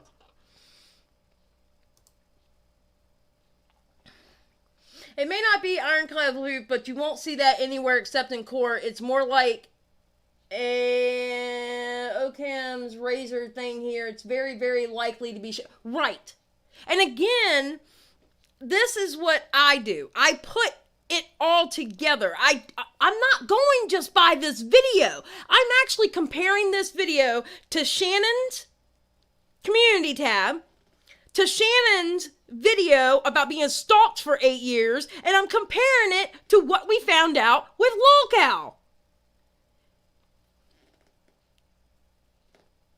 You know?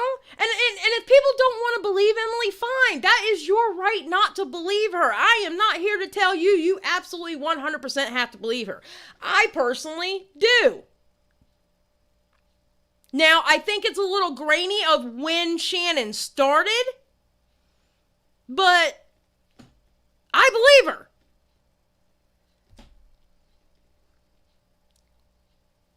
Brita Filter. Yeah, Lord Jesus. Yep. Why is Shannon getting rid of story times? Exactly. Why is she getting rid of her story times? Funny how that worked. Just saying. And in the beginning, he was making videos just talking about mental health, and he was in recovery like I was, and he made some pretty good videos at first. I befriended him. Then he started talking about other people's mental health without their consent, and it just all went downhill. And when I tried to hold him accountable, And Primic made his amazing videos. We need to summon Primic back. Primic would be perfect for this story. I'm just saying. Primic would be amazing for this story. We need Primic back. Link to his terrible apology video after I told him he needed to own up and apologize. and be like, dude, like, this isn't okay. He blamed everybody else but himself. It was just an entire mess, and I definitely regret befriending him. But since I had publicly, I think I just tweeted at him a few times, so people were aware that him and I had talked. During that whole debacle, I got a DM on Twitter from someone named Datboy, and they say, "Oh dear, looks like you're friends with a fraud. Do you want to be hurt in the worst possible way? Somebody is a bad mommy. Maybe we let everyone know how bad of a mommy you are. Keep telling people you're sober, girl. Maybe if you say it enough, people will believe it. Have fun endorsing your fraud, druggy bitch. Have fun faking your sobriety for your mindless followers. They believe you, but no one else does, my dear. You bad mommy. I've got receipts, druggy bitch, with a winky face." Hey guys, Future Emily here again. I know you're probably thinking, how do you know all these comments and DMs and things are coming from Shannon and Anthony? How do you know they're not just regular hate comments? The part of the art community that I belong to, you know, with Monique and Bailey and Hello Alice and Doodle Dates, Super Ray Dizzle, Casey Golden, Ace of Clay, I could go on and on. That part of the art community I feel is a generally really positive one. It doesn't mean we don't have our fair share of drama sometimes. It doesn't mean that we don't have hate comments. They just look different from, say, the gaming community or even the art commentary community. Let me put it this way. When Shannon was preoccupied with something else, probably traumatizing another creator, it was very easy to tell because I would get far few comments wanting me to go check out CreepShow art because she's copying me. I get far few comments telling me, hey, look, I've got all your videos archived. I'd get far few comments being like, you're a neglectful mother, or you're trying to shove your kids down our throats. I'd get far few comments that start with, does anyone else hate when Emily does blank? Because these So I guarantee you the comments. So basically what she's saying is most likely during the whole Chris Hansen debacle, when CreepShow was focused in on that, the comments were less and less because the focus went elsewhere. Oh, someone needs to see how all that lines up. I absolutely... Listen, if I could make spectacular videos like Diorio or Primic or anything, I would, but I don't do videos. I do live streams. I'm sorry, y'all. I just can't. Me and videos do not cooperate. comments always came in clusters, and the accounts that they came from were usually pretty barren. Maybe they'd have a couple playlists here and there, extra points if that account came into existence within a month of commenting. Not only that, but I'm sure you've already been able to tell that Anthony has a very specific way that he types, a very specific way that he phrases things. Yeah, he likes to sounds wax like an poetic evil with a comic hint book of trolling in villain. there. Shannon is typically a lot more long-winded. She likes to make a lot of excuses to try to cover her bases. The one thing they have in common in their phrasing, though, is they're incredibly condescending. They like to talk down. They like to shame. Like Anthony's tweet to me, for instance. 200,000 views isn't viral, Judd. Snarky, condescending, patronizing. He wants you to know that you're pathetic. Whereas Shannon's language is a lot more overt. Have you guys seen Emily's shitty jewelry and charms? Like, do people actually buy these? I also think Shannon really gets a kick out of seeming Have you snarky, condescending, patronizing. He wants you to know that you're pathetic. Whereas Shannon's language is a lot more overt. Have you guys... Oh, look! That's one of the locale posts! Look!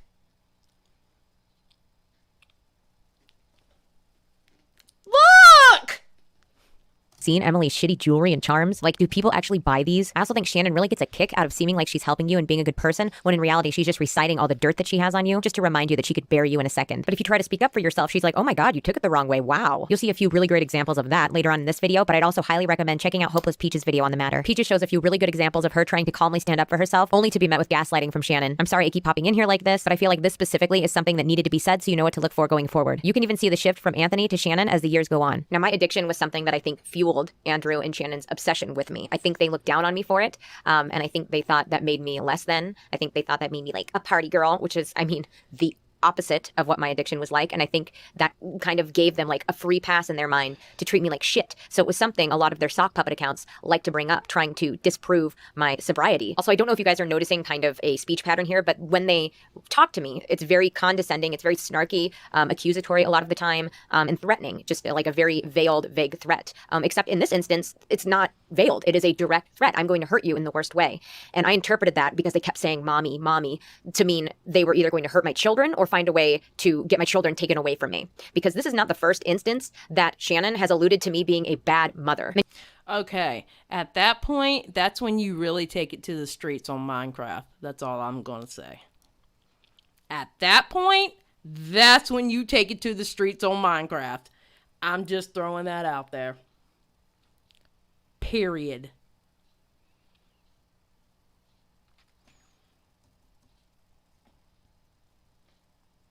Because that is a direct threat.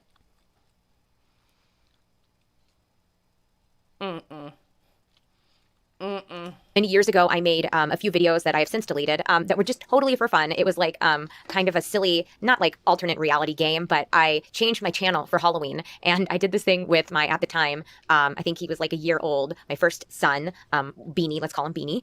And we did this really fun, like literally like a collaboration between mommy and baby. And it was about like how he's got the spawn of Satan inside of him and we have to exorcise him.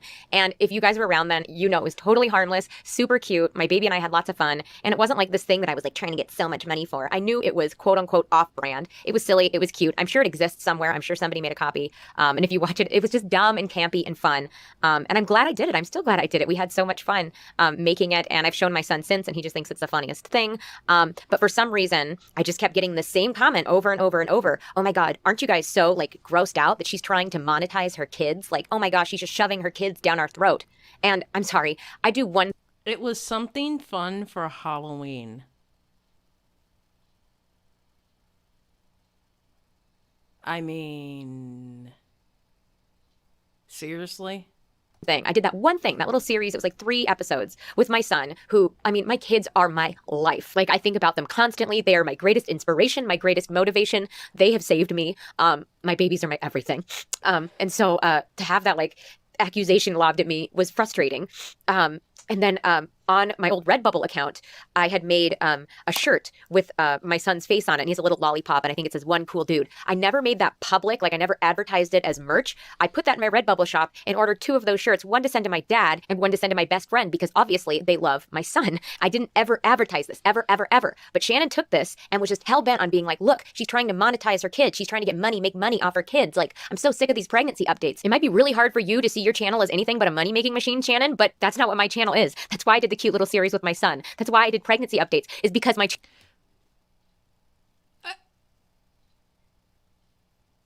see,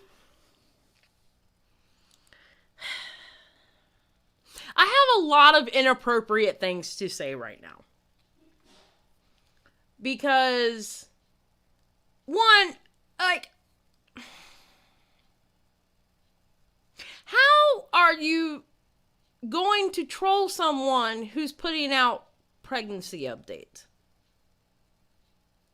I mean, what, like, how is that wrong? Yes, sounds like jealousy about the kids. It does. It sounds like jealousy about the kids. So what, she did pregnancy updates? Who gives a shit? She's having a happy moment that she's sharing with her audience. She even talks about her little community that she has built up, so she feels close to her. What the hell? I mean, I don't get it. I don't get it.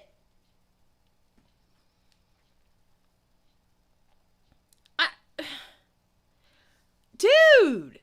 channel is more to me than just a fucking money machine. I know things like that don't get that many views, but I don't care. I genuinely enjoy sharing that little piece of my life with you guys every now and again. I love being a mom. That is part of my life. That is part of my existence. So I'm happy to share it with you guys in bits and pieces. But if I do that even a little bit, Shannon would just jump out of the woodwork to either accuse me of being neglectful, abusive, or trying to monetize my kids like I was fucking daddy of 5 or something. I just thought that was the most ridiculous claim. If you look at her lolcow post, she really likes to paint me as a really bad mother. For instance, she says, Emily Artful uploaded 2 videos trying to explain her absence, when in reality, she left because her views are terrible. Before she left, she was tweeting and deleting about how bad her views were because no one wants a podcast of her talking with other artists. People want fake story times from her, and that's it. That's why none of her other content breaks 100,000 views. So she makes a video saying she almost killed her child 2 times because she got him sick, then when no one cared, pretended it was creator burnout. Oh, there's another lolcow post that supposedly Amy did by spoofing one IP address.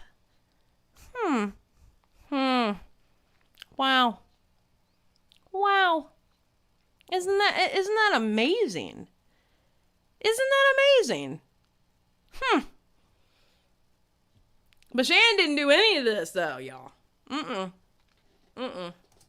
That is just a flat out lie. And this is what is so disturbing. She would watch my videos and then go to lolcow, it seems, and just lie about what was in the videos, because most people can't even be bothered to go and watch and make sure what she's saying is the truth. And pretty much everything she has literally ever said about me is exactly that. She takes a sliver of truth to make it believable. So she takes something that I may have said before in a video or tweeted out before, and then she lies. She attaches lies to it because most people could not be bothered to go back and check. So they move on with a really negative opinion of me. And that's exactly what she wants. The video she's referencing, I posted back in July of 2019. It's called These Past 2 Months Animated. And already in the thumbnail, it's got my little Bubby's character like stressed out with the words too much over it. So no, it's not like I posted that video and then all of a sudden nobody cared. So I backtracked and said it was. All right, nothing about the views, but lots about feeling overwhelmed, burnt out. Where's the inconsistency Shannon was talking about? Weird. It's almost like she's full of shit.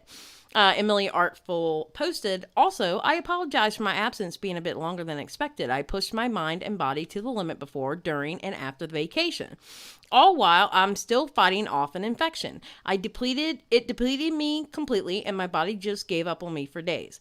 It was scary. I thought I was getting sick again. It was just pure exhaustion and the last of the infection disappearing. I was so agitated with all. I was so agitated with it all.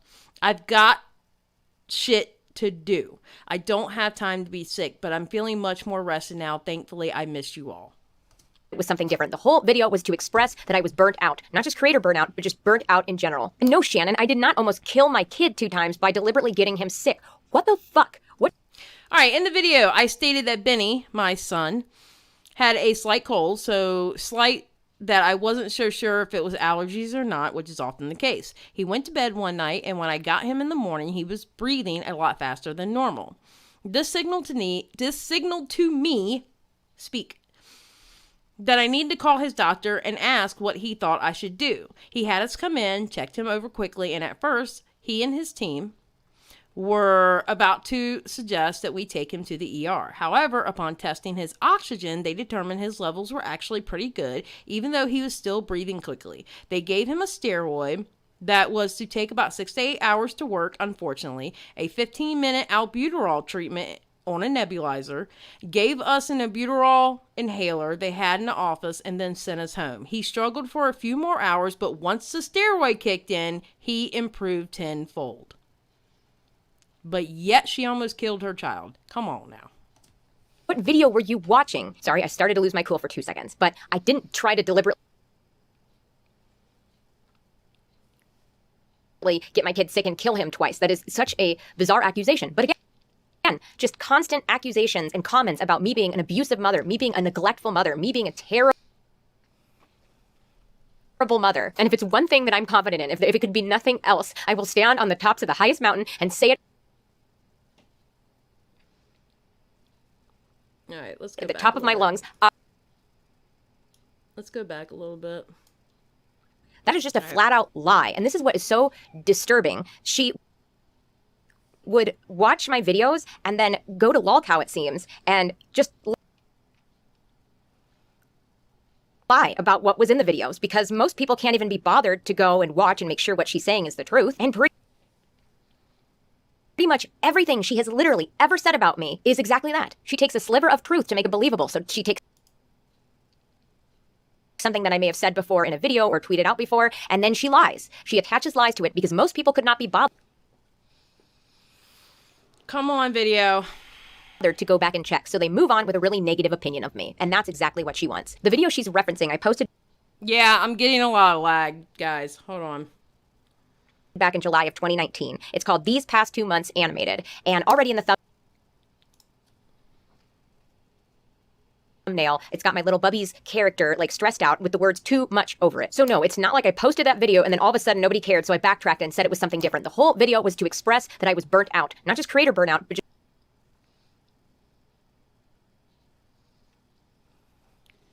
just burnt out in general. And no, Shannon, I did not almost kill my kid 2 times by deliberately getting him sick. What the fuck? What video were you? All right, hold on. Watching. Sorry, I started to lose my cool for 2 seconds, but I didn't try to deliberately get my kid sick and kill him twice. That is such a bizarre mother, me being a terrible mother. And if it's one thing that I'm confident in, if it could be nothing else, I will stand on the tops of the highest mountain and say it at the top of my lungs. I know I am a good mom. So I think it's important you guys remember that Shannon likes to take a sliver of truth so things seem credible. Come on, YouTube's And taking then a sprinkle in shit. all her lies. This will be important later. On October 24th, 2018, I posted a video called My Problem with a Big YouTuber. Don't go looking for it. It's private. Yeah. It caused way too much trouble. Okay, we're pausing this for a second. So, all right. No, I doubt it, trolling. I doubt it. I don't know. They're having that big event right now. Keemstar is having that boxing match. So I don't know if it's that. Yeah, Andrew did it. I'm mad. I'm mad. No, but seriously, I don't understand. Like, people are quick to doubt what she's saying. If they're quick to doubt what she's saying, then they need to doubt CreepShow's. They need to doubt CreepShow's community tab, and they need to doubt her stories about Amy, because they all align. Yeah, I know. Oh, I know you were trolling.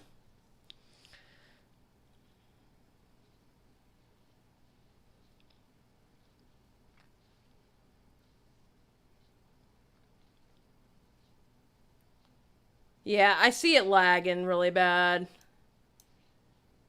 This is crazy. This is serious. Do you think the police can help her? No, I don't think the police can help her at all. I absolutely do not believe the police can help her. No. I don't. The laws are not caught up to the internet. They really aren't.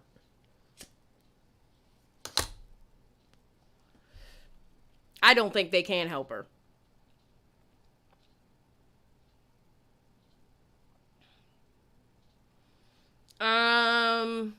Right, doubt one way, doubt the other two, exactly. I've already lowered the well, yeah, good idea. Hold on.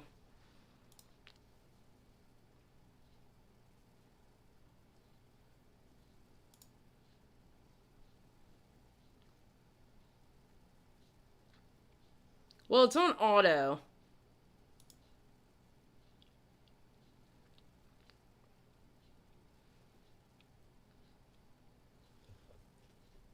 Alright, I put it down to 720p. I'm hoping that'll work. Alright, that's a good idea. Let's try it now. Exactly, like what can the police help her to do? This is the type of situation where, you know, the old saying, take it to the streets, she had to take it to the streets. And the streets are YouTube. She had to. There's nothing they can... They're going to look at her like she's crazy. Her lawyer even said, don't even take it to court. It's not worth taking to court. So what else is she supposed to do? And yes, did she take the opportunity where CreepShow got outed at locale? Yes, she did. I don't blame her. I don't blame her, because that was probably the perfect time to do it, because people are like, they're already side-eyeing her now. So maybe, just maybe, somebody will believe her. Think about it. If she would have came out with this earlier, do you think anybody would have believed her? If she would have came out with this, I don't know, say 6 months ago, would anybody would have believed her? Hell no. They would have told her to kick rocks. And then everybody would have made videos on how somebody is trying to say Shannon's a stalker. But Shannon has proof, because she already has videos on how she had a stalker for 8 years.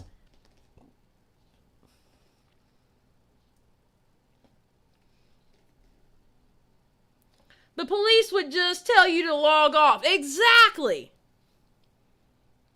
Exactly. Okay, let's try this, because I did put it down at 720. If I got to put it down even further, I will, because it's more about what she says. And for people waiting on bated breath, no, that video was not about Shannon. I have never posted a video about Shannon or Andrew. I've been way too terrified to poke the bear. But yeah, I ended up privating the video because over time it caused a lot of turmoil, especially for my friends and colleagues who were completely innocent, especially Kat Vok. That's actually a good point. Whoever said it, I think it was Chelsea. No, it wasn't Chelsea.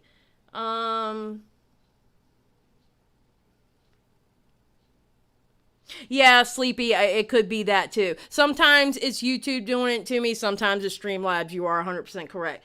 Who was it? Somebody said something. I saw the comment, but I can't see who did it. Basically, people were calling out CreepShow, but nobody listened because it was smaller channels. They're insignificant. Don't worry about them. That's what happened. So if she would have came out with this, people would have been like, no. I don't blame her for coming out with it now. I love Catwalk. She's talented, intelligent. She makes great videos. Go check her out. But for some reason, people were targeting her specifically. Now, there were a few legitimate, real little YouTube accounts commenting and being like, hey, is this CreepShow art? But I would say 50% of the people saying CreepShow art were definitely sock puppets. She had the audacity to even use Lily Singh as a handle, which I thought was weird. And she'd comment stuff like, CreepShow art, more like crap show art, am I right? But anyway, of course, Shannon I know you would, Tetra. I know you would, Tetra. I'm looking at you from above the glasses. I know you would. and had to react to her sock puppet accounts accusing her on her Instagram story, apparently. At this point in the saga, I kept Shannon at arm's length. I didn't really want anything to do with her. I just acknowledged that she was another art YouTuber that exists, and that was with my abusive ex-boyfriend. I wasn't 100% sure if she was in on it or she was actually also a victim. But I was definitely leaning towards the idea that Shannon was involved somehow, because I noticed over the years that my stalker's language sort of changed, how they spoke to me changed, but that snarkiness, the accusations, that all kind of stayed the same. So the beginning, I don't know if you've noticed, but it was like very scary, like, you know, like someone who's going to shoot up a school. And in my opinion, a little bit more of like a masculine, domineering, like vague, aloof, but terrifying kind of voice into a more catty, mean girl, bitchy voice. So that led me to start to think that maybe Shannon was involved. So because of all this uncertainty and me not knowing what role Shannon played in all of this, I didn't follow her on social media, but I didn't block her either. I wanted that line of communication accessible in the event that something, you know, terrible happened, then I could confront / let her know what's going on. Because again, didn't know if she was involved, didn't know if she was totally oblivious. So of course her Instagram story totally went unnoticed by me. And if she messaged me with one of her sock puppets, well, I didn't see it because at this point I had made it publicly known that my DMs were closed. Didn't even check message requests. Why? Because Andrew and Shannon have literally changed my brain chemistry because of their incessant harassment. Before I would get a new message from someone I didn't know and I would be excited. Now when I get a message from someone I don't know, I feel deep, sickening anxiety. Shannon's post reads, "The people linking me to Emily Artful's video, I've seen it, and no, it wasn't me," plays Shaggy in background. I've said multiple times that I won't collaborate with other YouTubers because I don't enjoy the implications people get from it. Even if this isn't what the person is thinking at the time, collaborating with someone is a business move. You gain from that partnership. And I never want to be in a position where someone thinks I owe my following, money, and success because of someone else. That's gross. Also, less exciting, and something I might open up more about, but for about 12 years now, I've been harassed online by the girl who catfishes me. I know it's her because she ended up admitting to it last year when I called her out on it, saying it was because she was stressed and didn't have another outlet for it. Also, she felt betrayed because I stopped responding to her emails after a while. Because of her harassing me, my boyfriend, my friends, and sometimes going as far as to try to get me fired, I don't trust people very easily on. Ooh. And trying to get me fired. You hear that? Come on now. Come on now. What is a sock puppet? Sock puppet, you normally hear people say sock, a sock account. Basically, it's an account that it's ran by someone who has a main account, but it's usually some crazy ass name, 9 times out of 10, and it's made just for trolling. A sock puppet account is made for trolling or spying on people, or you know what I'm saying? It's yeah.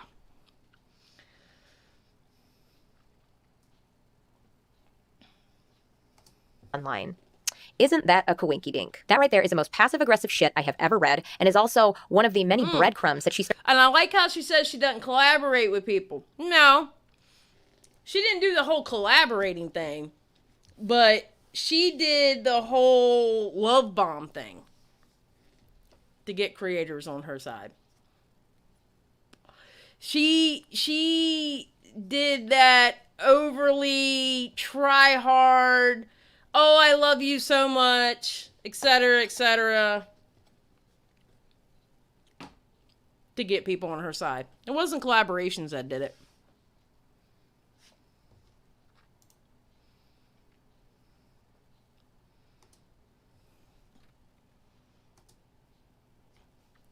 Started leaving behind that she had a quote-unquote stalker named Amy. I think it's funny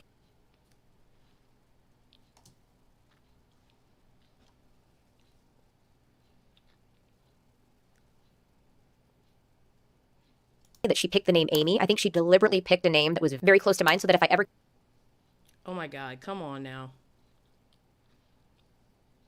Came out with allegations, she could be like, see, I even chose Amy because it sounds like Emily. And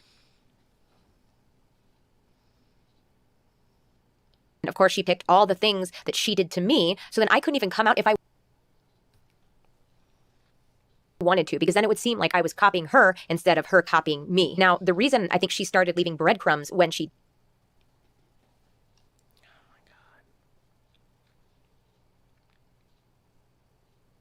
did is because that Snapchat exchange that I had with Andrew, I obviously screenshotted.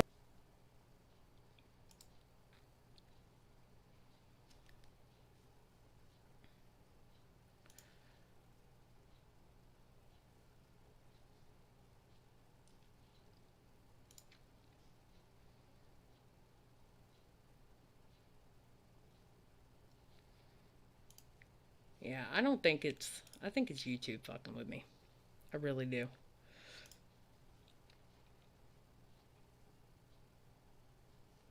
Mm-hmm.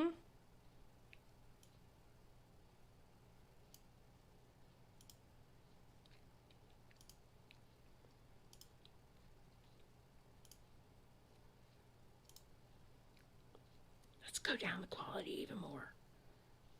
Made it publicly known that my DMs were closed. Didn't even check message requests. Why? Because Andrew and Shannon have literally changed my brain chemistry because of their incessant harassment. Before, I would get a new message from someone I didn't know and I would be excited. Now when I get a message from someone I don't know, I feel deep, sickening anxiety. Shannon's post reads, the people linking me to Emily Artful's video, I've seen it, and no, it wasn't me. Plays Shaggy in background. I've said multiple times that I won't collaborate with other YouTubers because I don't enjoy the implications people get from it. Even if this isn't what the person is thinking at the time, collaborating with someone is a business move. You gain from that partnership. And I never want to be in a position where someone thinks I owe my following, money, and success because of someone else. That's gross. Also, less exciting, and something I might open up more about, but for about 12 years now, I've been harassed online by the girl who catfishes me.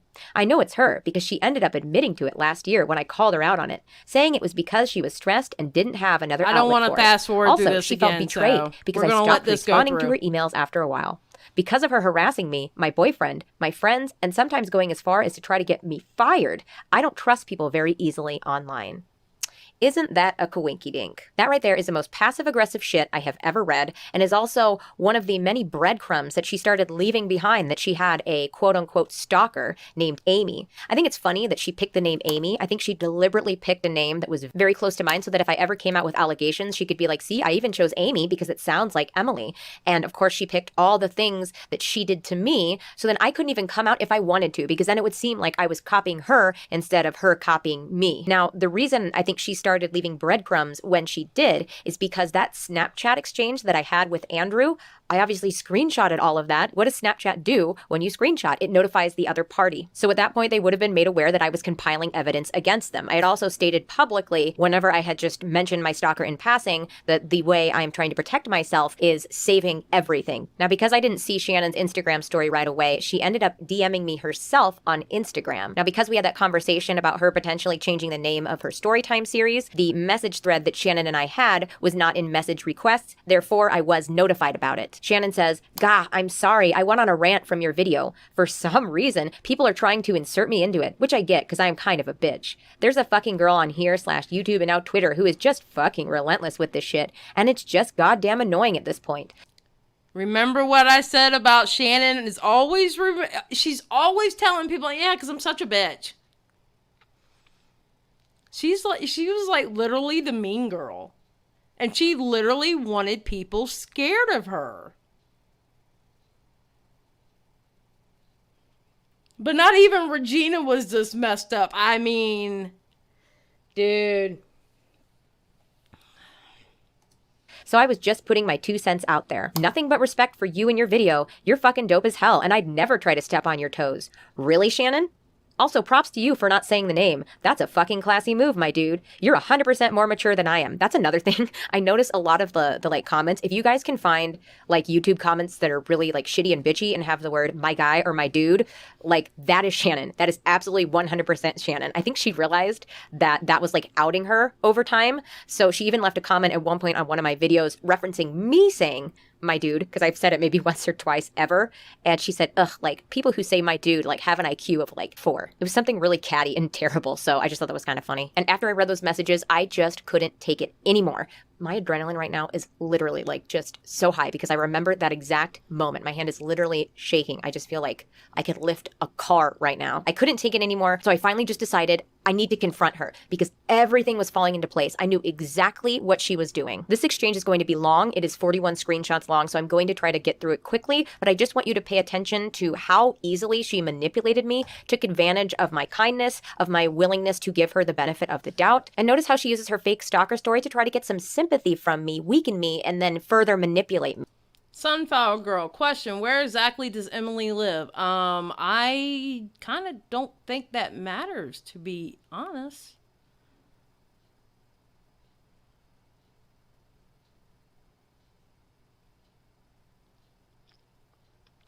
To be truthful. I mean, she already has she's not going to tell exactly where she lives because she's already had a problem with stalkers, you know?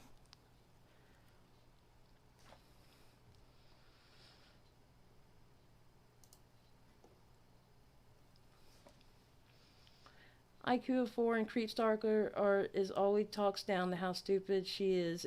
Oh yeah, she's always talk herself down. Me. Also, apologies in advance. On the bottom where my empty text bubble should be, it says, because like I said, I don't want to hurt or ruin anyone's lives, for every single screenshot. And there's like Shannon's little bubble above it. I don't know why that happened, but it's there. And for the sake of authenticity and time, I'm just going to go ahead and leave it in. Are you the one that's been stalking me? Or is it Andrew? We can be candid now because I know it's one of you. Those fake accounts you've been making have led me right to Oregon. I suspected it was him at first when he went on a spree on his main account on Twitter, trying to convince my followers I bought my subscribers and my views. Almost immediately after he did that, a mysterious new Twitter account accused me of the same thing, also with an IP from that area in Oregon. When I first started to get harassed, you both must still have been in San Jose, because that IP came from somewhere in San Jose. But at the time, I had no idea who it was. But now, over time, in order to protect myself and my family, I decided to get smarter. So I just really don't know if it's you or him. Either way, I've been giving all this information to the police, including the more accurate IP from that Lily Singh account. All I ask is to be left alone by you and your boyfriend. It's been 8 years. I also forgot to mention... Now, remember CreepShow in her community tab, she says something about confronting Amy.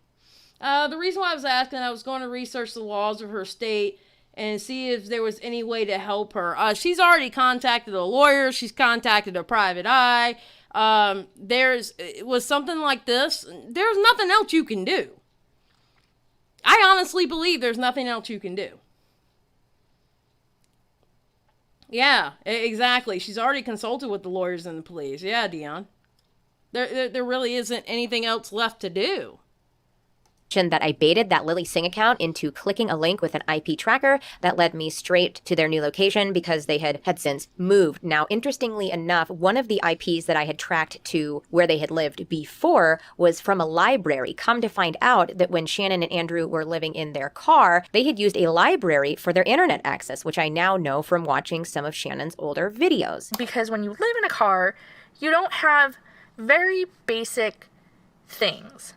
Like, you don't have a kitchen, and you don't have a living room, and you don't have a bed, and you don't have a bathroom. So you have to kind of find ways to make up for those things.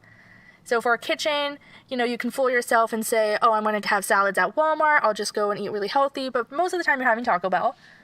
For a living room, you have a Starbucks or a library because you can sit there essentially the entire day and no one cares. So what our schedule basically was on a day-to-day basis was basically to get food at about 9 a.m. or so and make our way over to the library and set up so we could... They went to a library? What? What? Essentially work till about 2 or 3 and then get food again and then come back and work till about, I don't remember if it was 9 p.m. or 10 p.m. when it closed. But we basically worked there all day. So that's an even stronger confirmation for me that, in fact, the person who was stalking me all this time was definitely Shannon and Andrew. Shannon says, literally neither, dude.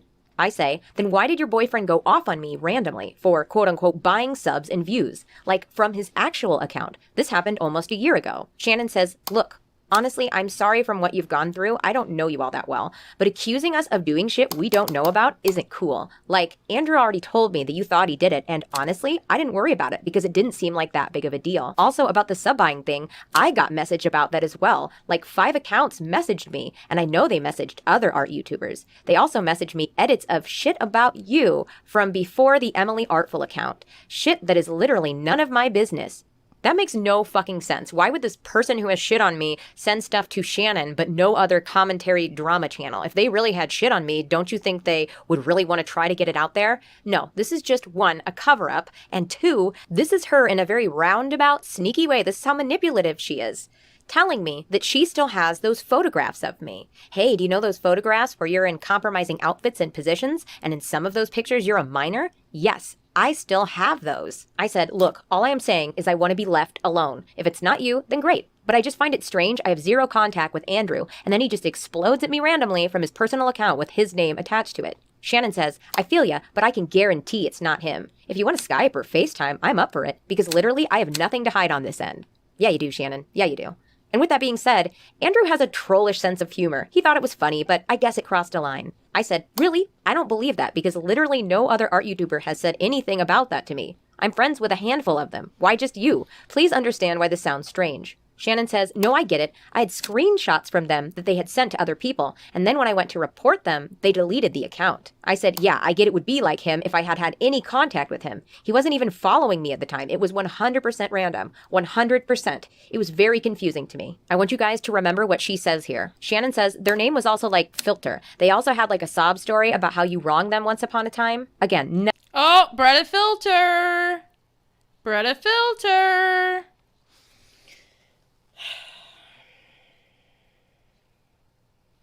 Dude,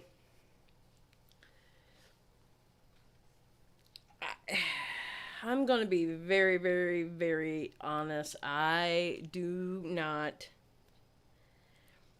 If anyone plans on defending Shannon, okay, whoever plans on defending Shannon is going to have to spin a crazy ass narrative. A crazy ass narrative. Or Shannon has to come out with absolute facts. With absolute facts. And stop deleting videos. I'm sorry. Why are you deleting videos if you're not guilty? You know what I'm saying? I mean, why? None of this was my business, and Andrew told me about how you were harassed back in the day, so I just thought it was another one of those anime fanboys who wanted attention. Again, he thought it was funny. They had sent him shit, and we don't have the time to mess with you, honest to God. We've been homeless on and off, working shitty jobs, and working on our art a lot. Like, we don't have time to obsess over you and your really cute family. I want to say no offense, but like, that's not offensive. Shannon continues, I get where you're coming from with the accusation. I have been harassed by a girl who catfished me for about 12 years now. I find that really interesting because 4 months after this, she made her I was stalked, for 8+ years story time.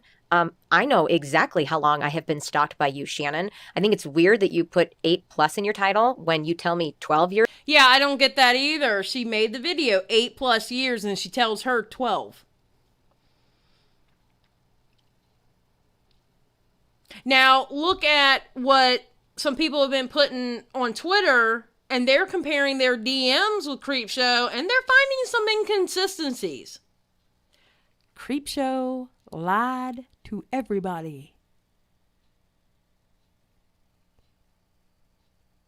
She lied to everybody. In some way, fashion, or form, she has lied to everybody. And if y'all think that LolCow was the only place she was talking shit about everybody, I'm pretty sure she was on some other forums talking shit about everybody. But, it's not like LolCow, so they don't really do the things that LolCow does to,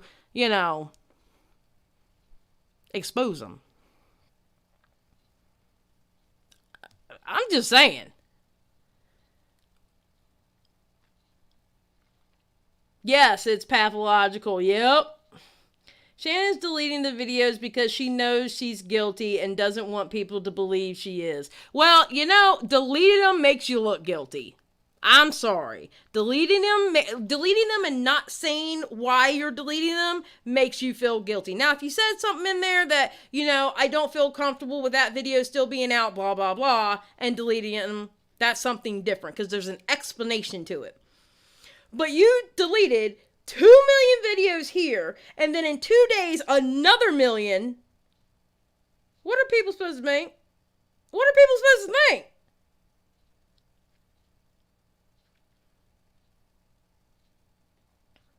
I mean, seriously. Why wouldn't you just say, I have been stalked for 12 years in your title? I don't know. I just thought that inconsistency was interesting. Shannon continues, to the point where she tried to convince my mom I was a cam girl and photoshopped nudes of me. See, I find things like this interesting because I was a cam girl for a short period of time. And I also, by Shannon or Andrew, had my nudes sent back to me, photoshopped, like in a mocking way, making fun of my body. Shannon continues, I wouldn't do that to someone else. It doesn't feel great, and it led me to trying to kill myself back in the day. Shannon and Andrew absolutely knew the anguish and the stress and the anxiety that they inflicted upon me from stalking me. And they knew that it drove me to the brink of suicide a number of times. So I can't speak to Shannon's mental health and what she has been through. But when she brought that up, it literally felt like she was taking a burning hot poker and stabbing me in an open wound. Shannon continues, I can't really explain why Andrew is as random as he is, though. That one's a mystery. I think he just thought it would be funny. It wasn't, but he'd never intentionally try to hurt you. He's got a lot of respect for you. Like, you've collaborated with him in his music. You know how important that is to him. He's not the type of person who lets someone in like that and then switches on him, you know? If that makes sense. I feel like it does. I don't know. Like I had mentioned at the beginning of the video, now that I look back and know who was harassing me, it makes me feel sick to my stomach that I collaborated with Andrew on his music video and on his music and things like that. I think it gave him some sort of sick pleasure to know that like I could just waltz in his room and work with him professionally, just feel totally comfortable having a nice chat with him after we were done working. And then I go home and he's got this immense control over me. I think he got off on that. I said, I'm going to be filing a restraining order. I just have too much evidence to believe otherwise. I will not be pressing any charges because, like I said, I don't want to hurt or ruin anyone's lives. I'm just a little afraid. Oh, wait a minute. Wait a minute. So I am sending out a cease and desist, and if it comes to it, I will be filing a full restraining order in her community tab. I don't want to have to do that because she has a daughter, and this will go on her record, which will keep her from getting a job and stuff like that. But yeah, so I'm sending out a cease and desist, and if it comes to it, I will be filing a restraining order. Aligns very well, right? Now that I'm a mother. I want to protect my children and my family at any cost. The restraining order will prevent Andrew and you by association of IP from contacting me, but that's okay because we don't really need to talk anyway. So if it's not you, you have nothing to worry about because a private investigator will locate the address and the new IP. And if it's not you guys, then the hunt continues. Here's where I start to show a little bit of doubt and weakness, and she just totally pounces on it. I said, look, if I'm wrong, please forgive me. I know I seem crazy, but it's been 8 years of harassment. And I have an obligation not only to myself, but to my children. That's why I've done nothing. All right, so 8 years. What was the name of that video? What was the name of that video? Thank you.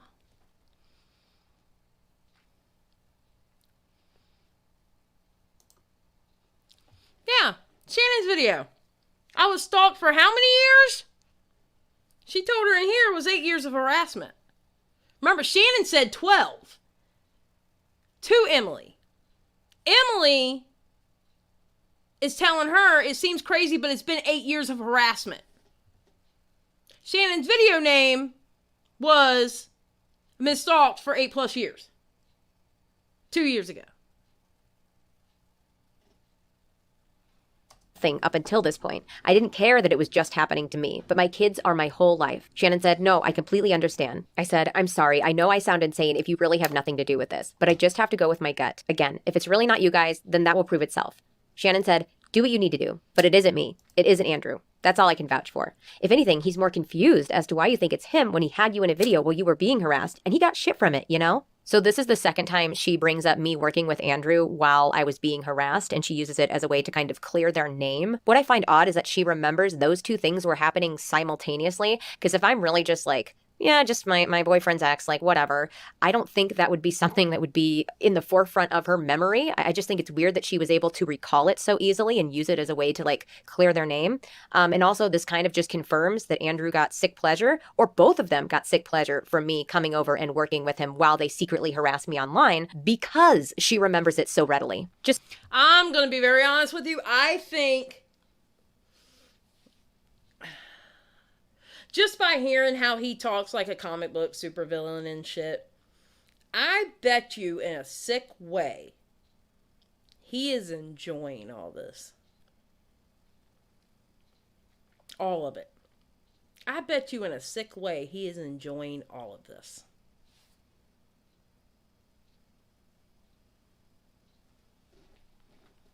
Honestly.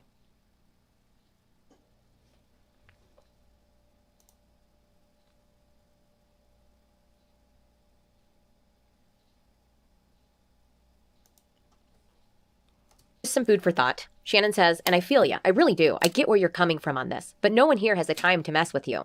I said, yeah, I promise you there are things that don't make sense to me either. There are several things that make me think it's not Andrew, but there are just a lot of uncanny coincidences, and it may just be that, coincidences. But this is the route I've decided to take, and the truth is, even though I'm mostly convinced, I still respect his intelligence, his art, your intelligence, your art, your lives. I don't want to get in anyone's way. I just want to make stupid art videos.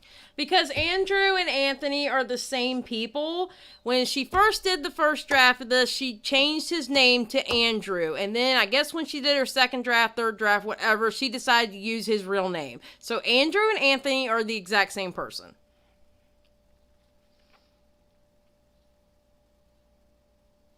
For my internet friends. I want to live in peace. I can take the hate, but I can't take the fear of losing my job and not being able to support my kids or losing my kids. Shannon said, honestly, there's no way for me to prove it's not me, but it'll sort itself out. No, I completely understand that point. You have a family. As someone who's sensitive issues, that's a huge deal for me. I would never try to hurt someone like that, but there is no way you can actually...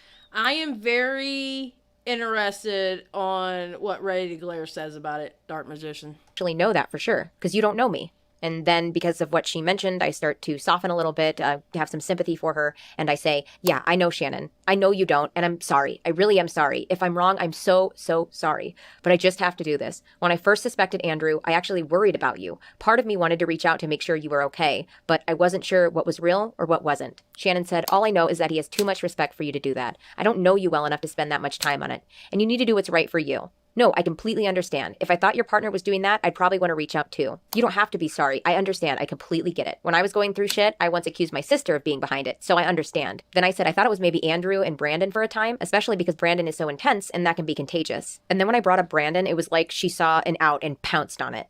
Shannon said, I think it's Brandon. Last year, Brandon tried to get me fired because Andrew essentially chose me over him. Also, he tried to have an art YouTube, and it hasn't been going well. We all moved to location together, lived in cars together, and he essentially tried to drive Andrew and I apart. I wouldn't be surprised if it was him. I asked, where does Brandon live now? Shannon said, mainly because he's tried shit with me before, and Andrew had to step in. I don't know. Somewhere in location still. But I don't talk to him or look at his shit. I had to block him because he started messaging my followers, telling them I was a cunt and shit. Sounds really familiar, Shannon continues. He directly tried to sabotage my channel a couple of times. Sounds really familiar. I said, could he possibly live in location? I know that's where you guys were originally headed. Shannon says, I think so, yeah. I don't know for sure, but it's a couple hours away. I said, his last name was spelled last name, right? Shannon said, yes. Oh, apparently he lives in location. I just asked Andrew. Neither of us has talked to him for a year or so. I said, okay, I'll give that information to the PI. Look, you don't know how badly I want to believe it's not you guys. I wanted to believe it was some random nut job. Shannon said, yeah, I completely understand. Completely. Do what you need to do. And as for Brandon, if he is or was behind it, we didn't know. Andrew wouldn't have let you near him, and I just didn't like being around Brandon in general. Shannon continues, you need to keep yourself safe and do what feels right. Getting a PI and protecting your family is exactly right. I have nothing but respect for that. No judgment, no bullshit. I understand. I've been through it, and had she not admitted to doing it, I would be where you are now. So right there, she admits that Amy had admitted doing it. So if Amy really is me, and I'm the one harassing her, then Shannon, you must have evidence of me admitting to stalking. All right, think about this. Shannon also states she deserved the stalking, meaning she thought Emily did something worthy of her own shite behavior.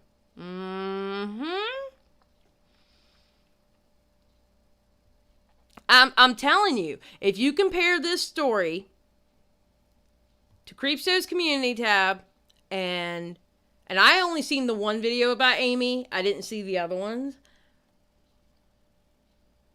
There's a lot of comparison. And you can see where she pulled out some of the ideas from the DMs. So.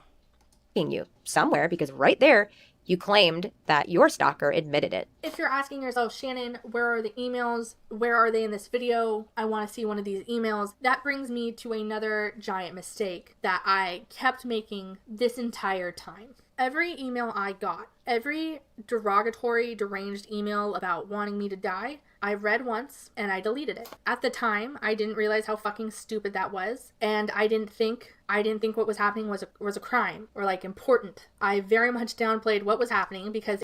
All right, now to be fair, I've skimmed over, missed, and yes, deleted some evidence of harassment over the 8 to 10 years I've been stalked.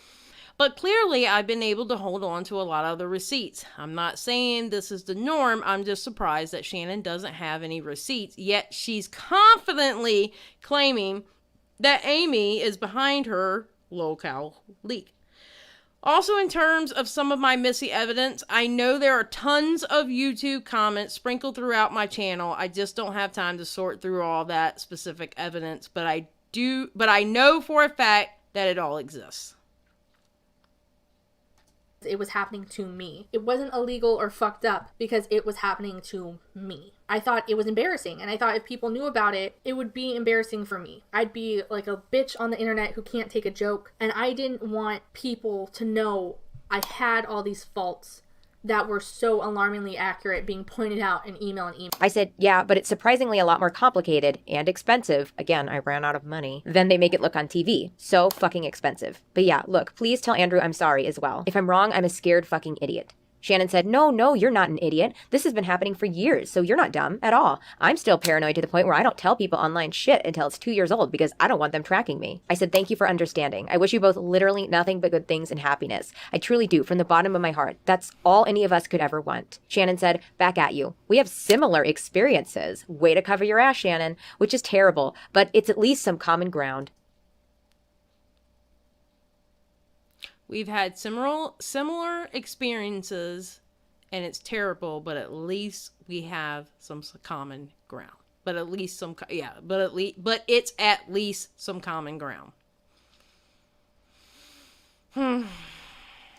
And back at you. You have a supportive husband, very cute baby, and a great career. You should be extremely proud of yourself. I'm oddly proud of you, and I don't even know you. If you ever need more info on either Andrew, Brandon, or I, either to clear my name or even if it makes us look worse, let me know. I said, yes, exactly. Lol. Thank you, Shannon. You both are wildly talented and intelligent people, and I'd ask for more information, but I worry about doing wrong to you unjustly. Like, I could just ask for your exact address and have Andrew served with papers, but I truly worry if I was wrong, I'd feel awful. I'll just let the PI and the police take care of it. This person, whoever it is, has been doing less in recent years, so I'm just hoping they stop altogether. It's motherhood that's made me distressed and paranoid more than anything. Okay, we were missing a few of the original screenshots at the end, so I went to my Instagram. Thankfully, Shannon did not delete her Instagram. She just deleted everything off of it, so I was still able to access the old DMs, and I took new screenshots. I have since gotten a new phone, so that's why the screenshots look a little different. Shannon discloses some personal information that I don't feel comfortable sharing with the public, and she says, I'm not uber public with that because I hate the idea of people pitting me, and I'm also super private with it. And then some other private information that alluded to the previous private information, more private information, and then she asked, and sever with payers? What does that mean? And I said, no, I won't tell a soul, I promise. Then Shannon said, you're the only one who knows other than Annie. I don't know who that is. I said, oh my bad, papers. When a restraining order is set, one is served with papers, either at their place of work, home, a place they frequent, or in this case, where the IP is coming from. Shannon said, oh, okay, if I give you a P.O. box, would it be okay to serve them there? Or can we get something notarized that says something similar? That way you don't have to spend any money, you have a legal document stating we won't contact you, and if it ends up being not us, we can just let bygones be bygones. I don't know, I just realized that makes no sense. I said, actually, that would be great. Is the P.O. box in your name or Andrew's? This would probably help eliminate you guys, if anything. Shannon says, it's both of ours. My full name is Shannon, last name, if that also helps. I said, you don't understand how much I appreciate this. You really don't. Yes, the P.O. address would be great. She gives me her P.O. box. I said, I'm actually getting a little emotional because I've been so worried it's been you guys. Thank you so much. Man, she got me hook, line, and sinker. Actually, no, they didn't get me hook, line, and sinker. I 100% was still convinced it was them at this point. And this is something I've had to work on in therapy. I am a weak-willed person. If you are nice to me, I will fold like a house of cards. And I was also still considerably afraid of both of them at this point. So whenever they would show me like a sliver of humanity, I would just cling to it because I just wanted everything to be over. I just wanted to be left alone. I just find it really weird that Shannon would put so much energy on an ex. Well, you mean an ex of an ex, or an ex of her husband. Unless there is anger involved, like maybe Anthony's still not over Emily because he's still... I mean, honestly, that's where all this could have stemmed from. If this is true, that's where it could have stemmed from, because Anthony was putting in a lot of energy towards Emily. So think about it. Anthony's putting a lot of energy towards Emily, pisses Shannon off. Shannon's like, okay, and I'm going to take it further.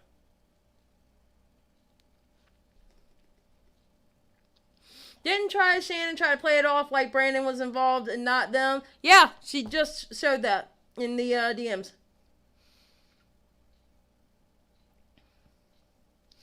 Man, crimes are committed every day by people in relationships against their exes. It's in the news all the time. This behavior, sadly, is not wildly unusual. Exactly.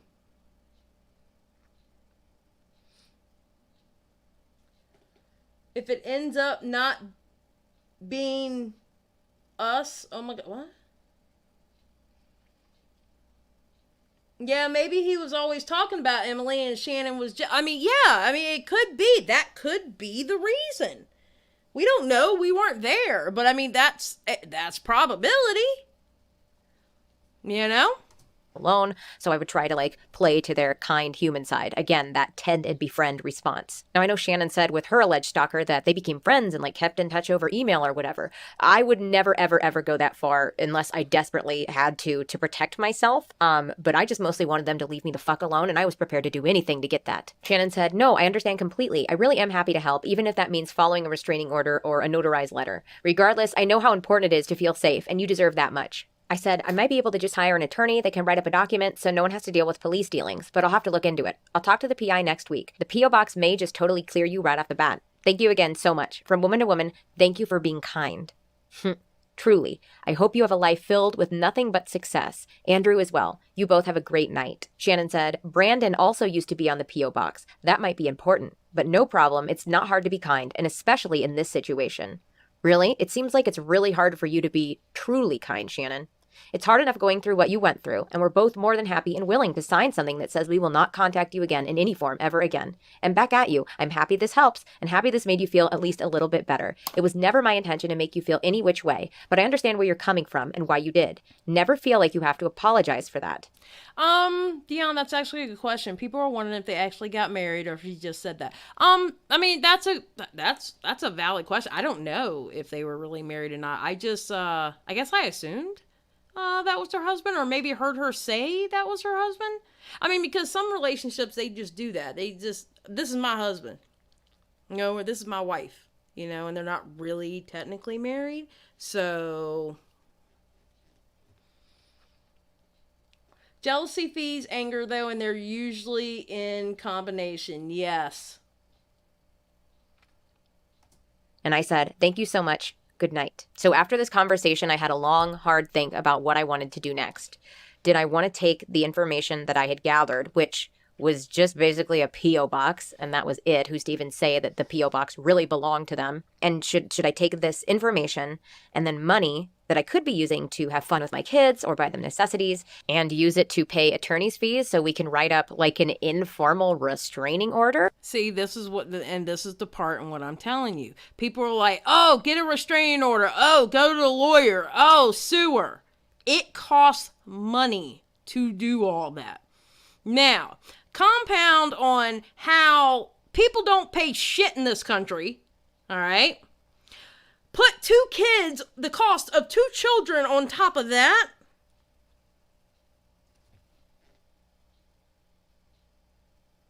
I'm sorry. She had to take it to the streets. When Shannon said her last name on Unistream, it wasn't Unistream. She actually said her last name on Augie Stream because she said they've never met a blank before. It was on Augie Stream, but it was right before Unirock got on Augie Stream because Unirock was about to stream, and he was actually going to go against Shannon for Without a Crystal Ball, but he ended up making his stream wait, and he jumped on Augie Stream, and that's when she said it. It was a different last name than Anthony's. It was. And fun fact, when she doxed herself on LolCal, as in she said CreepShow's real name is Shannon Blank, it wasn't that same name either. So, I don't know. I have no idea. Or I could use the money to pay an even more expensive service and hire a PI thank to you, literally Remy. I thought physically so. track down Andrew and Shannon so that I can get in touch with their local police department to serve them with a restraining order. Didn't she say in her own stream too? I don't know. For some reason, I never caught CreepShow streams. Ready to Glare posted video on CreepShow tomorrow. Boom. Yes, Ready to Glare. Can't wait to see it. I just said, you know what? I just don't think it's worth it. So I decided to lay low for a little bit. And then I started posting again. And every once in a while, I would get like a comment that was worded a little suspiciously, but nothing too malicious. You know, I got the regular, unrelated troll comments and things like that I knew weren't them. And that was it. After that conversation with Shannon, I never received another threat or taunt again. And that, to me, just further solidified in my mind that my stalker was Shannon and Andrew. Now, I need to back up a little bit. I'm sorry I keep doing this, but keep in mind I am, doing all of this off of screenshots, and sometimes the date the screenshot was taken was not the same date that the message was sent. I am kind of hastily putting this together, but I promise this information is very important. This incident happened somewhere between the Rewired Soul incident and Shannon posting on LolCal about me almost killing Beanie. On July 19th, 2018, 4 months before I confronted Shannon, I received a Twitter DM from someone named Britta Filter. Hi, Future Emily here again. What's really interesting is I got a Twitter DM yesterday, June 10th, 2021 at 7:08 p.m. And this Twitter account that's been around since 2017, whose screen name is also Britta Filter, and the message reads, "Hey Emily, I was looking through Shannon's LolCal post again and realized that she posted a deleted video of yours saying that a channel was reposting them. I was wondering if you had seen this channel, name of the copycat channel, and if it's yours or something malicious. Sorry if this is old information or not relevant, just thought I'd mention it. Take care." What's really interesting and is something to think about is this account has been used since the day it was created. Now, I'm not going to post receipts of any of this because I don't want to lead a sheep to slaughter, especially everybody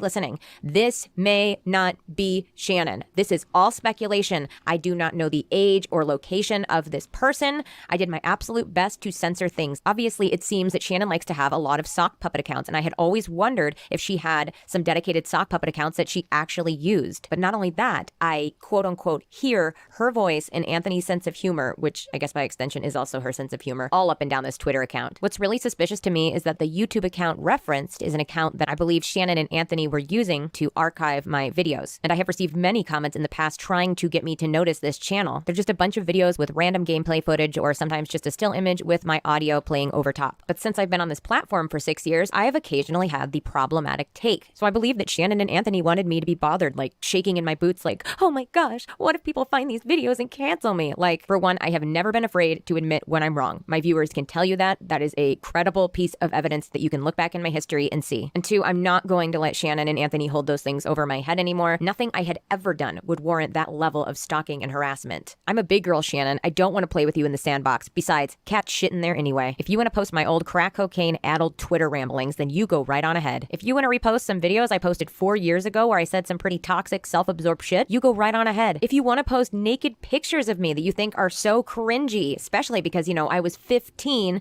you go right on ahead. But keep Okay, so she just said naked pictures of me that are cringy, and I was fit. Oh my God.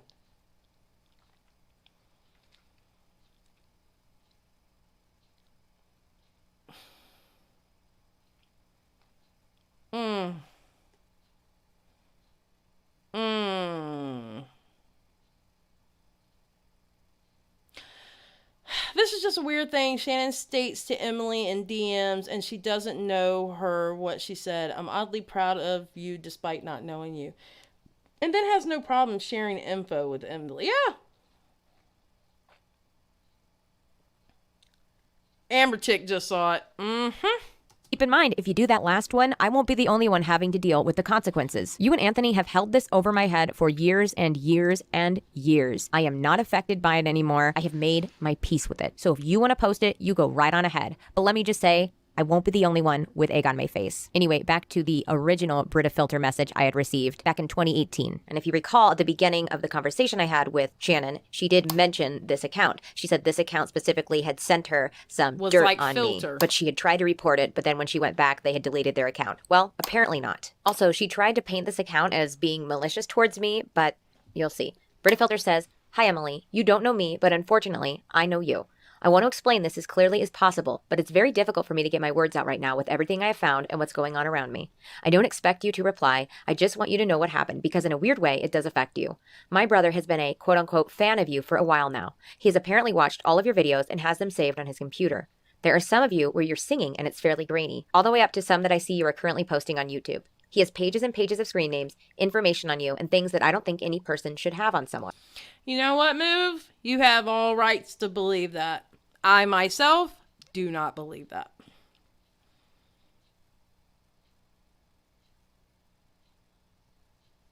Yeah, Move's entitled to that. But I do not believe that. I'm sorry, they line up. Yeah, well, as long as he doesn't spam it, or he or she, I don't know. As long as they do not spam it, I'm okay. They can say how they feel. Again, everybody's welcome here, and I don't expect everybody to have the same outlook on everything. As long as they're not spamming it, we're good. I personally do not align with their train of thought. Period.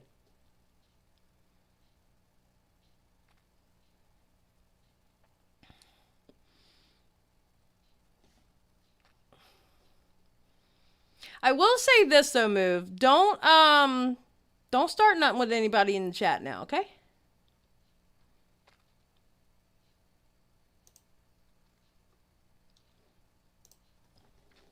All right, here we go.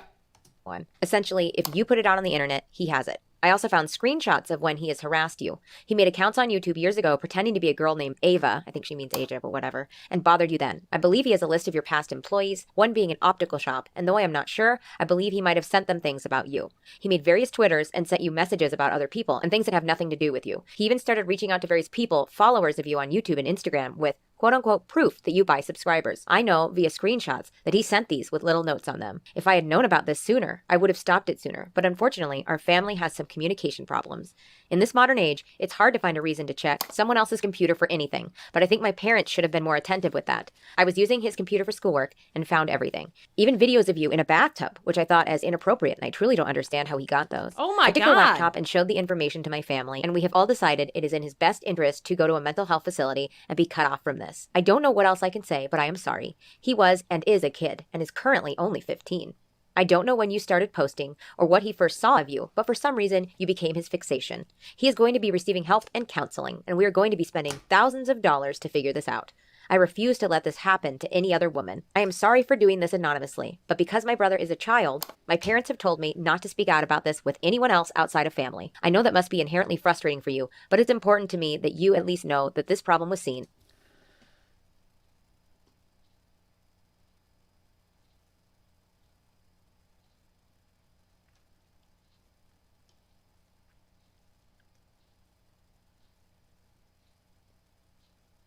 All right. Move. I need you to chill.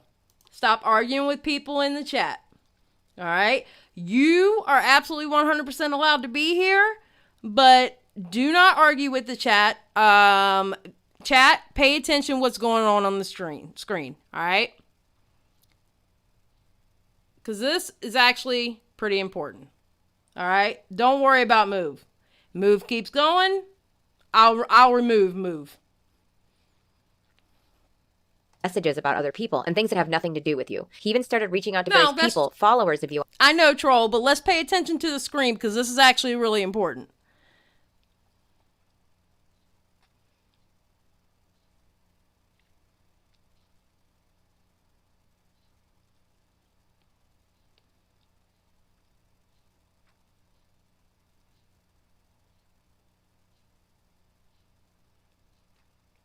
Exactly. We are here to support.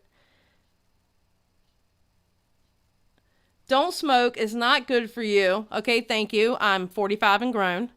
I appreciate that. CreepShow is being slandered. Okay, Move. I think you're just trolling at this point because you're not really giving anything. So, yeah, you can go bye-bye. All right. All right, let's go, guys. Let's concentrate on here. This is about Emily. All right.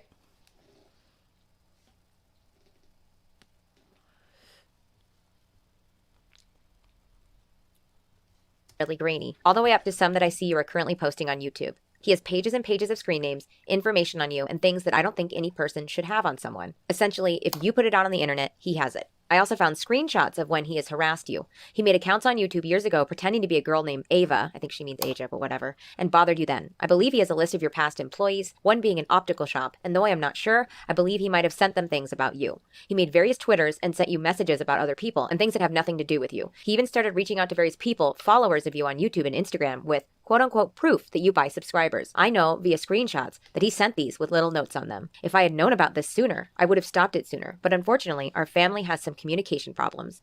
In this modern age, it's hard to find a reason to check someone else's computer for anything, but I think my parents should have been more attentive with that. I was using his computer for schoolwork and found everything. Even videos of you in a bathtub, which I thought as inappropriate, and I truly don't understand how he got those. I took the laptop and showed the information to my family, and we have all decided it is in his best interest to go to a mental health facility and be cut off from this. I don't know what else I can say, but I am sorry. He was... Okay, hold on. Because somebody... All right, one thing I noticed, Safinko? Okay, I'm just going to say Saf, all right? Or Sap. I'm going to say Sap. One thing I noticed, Sap, when I put it to 1.25 instead of 1.5, it's running much better now.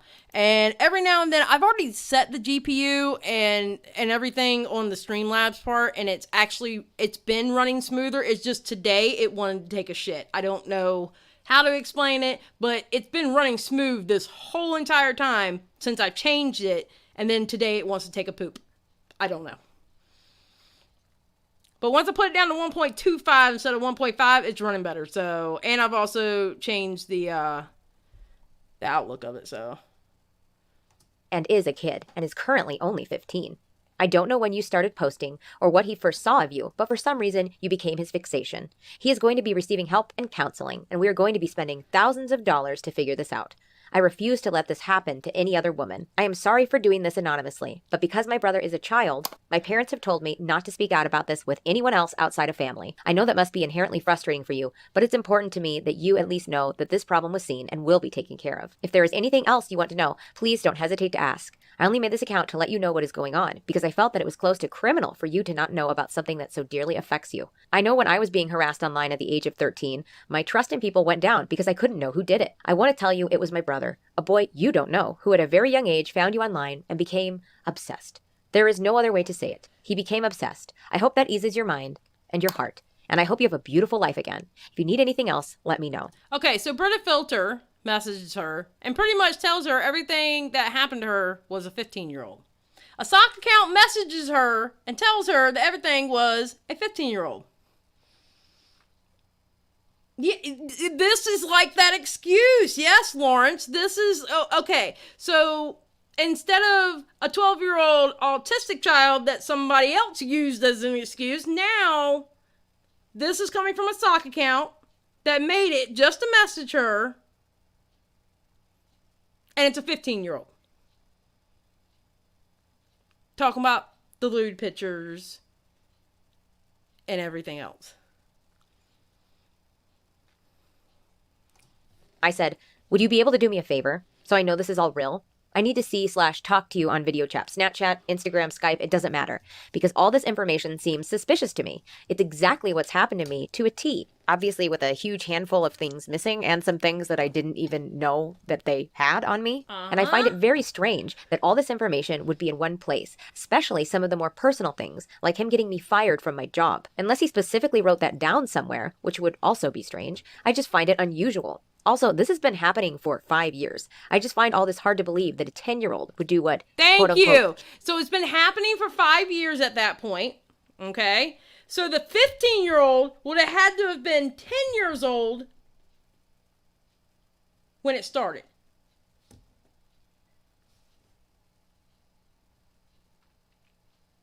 Make it make sense. Make it make sense. Imagine being stalked by a 3-year-old. I mean, like, right? I mean, think about it. At this point, the kid would have had to been 10 years old to start it. Come on now. Oh my God. This is...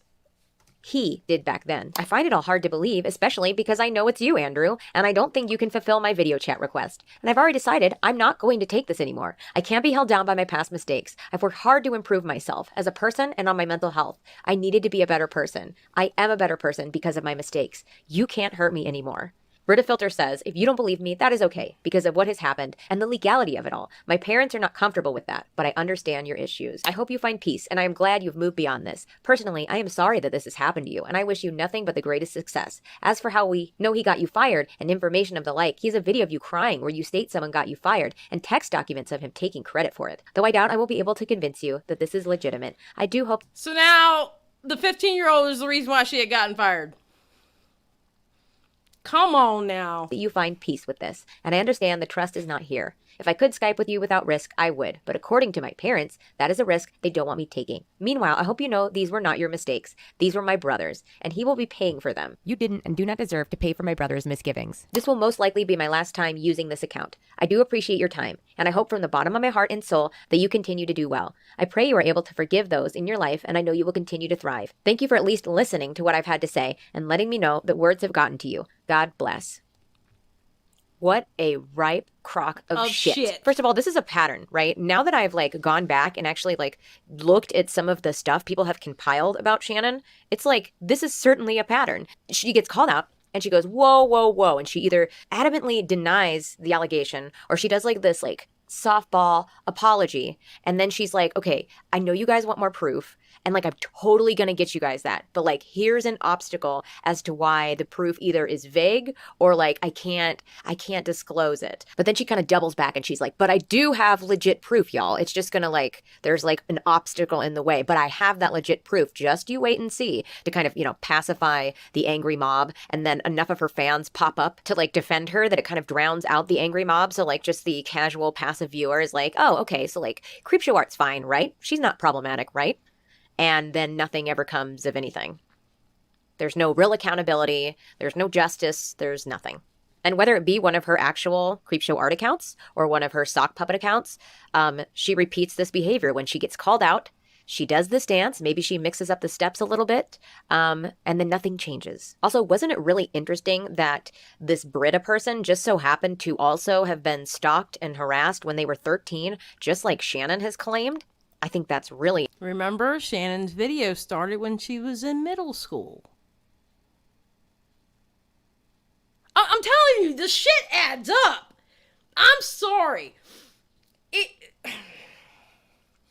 I feel like we're in a Twilight Zone with this video, okay? Because it's between the Brita filter and what Emily has gone through, it aligns with what Shannon says.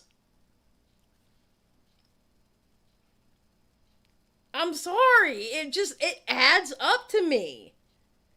Listen, I'm telling you right now, if Shannon, not anyone else, I don't want to hear anyone else's excuses.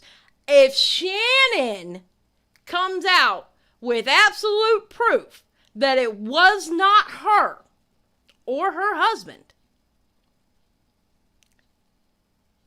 and it's absolute proof, 100%, I'll do a whole dive apologizing. I'll do a whole live apologizing. I'm telling you now. Seriously. I'm telling you now. I will do a whole live apologizing. I don't want to hear a spin narrative from anybody else. I don't want to hear a spinning narrative from anybody else. If she comes out with absolute proof, and I'm telling you now, a restraining order is not absolute proof. I could put a restraining order on anybody.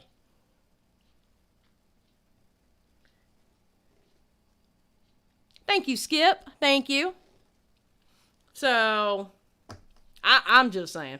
Interesting. And I know a few of you may be like, hey, this Brita filter thing is basically just Shannon like trying to quell the storm without, causing a big fuss. She's just trying to let you know that it's like over and she's going to get her husband some help. That's not at all how I'm interpreting this. Like, now that I've seen all those lolcow posts and how she talks about other people and for how long she's been doing this, I am fully convinced that she has been on board this stalking and harassment train of me for so much longer than I had initially suspected. This Brita filter thing was Shannon trying to absolve herself of guilt while still holding something over my head. Like, hey, I'd really like for this to end, but if you ever come out with anything, here is a list of all the things that we have on you. Some things you didn't even know we had on you. Do you want a video of you high on heroin and drunk in a bathtub flopping around and reviewing anime, butt fucking naked out into the public? We didn't think so.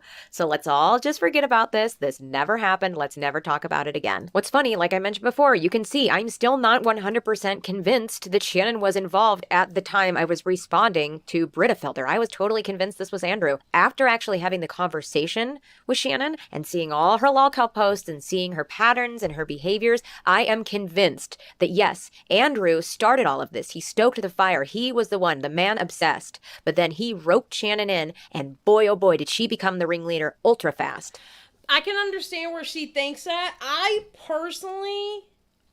wasn't in her shoes, okay? I wasn't in Emily's shoes. But somehow I feel like, I don't know if Shannon's the ringleader.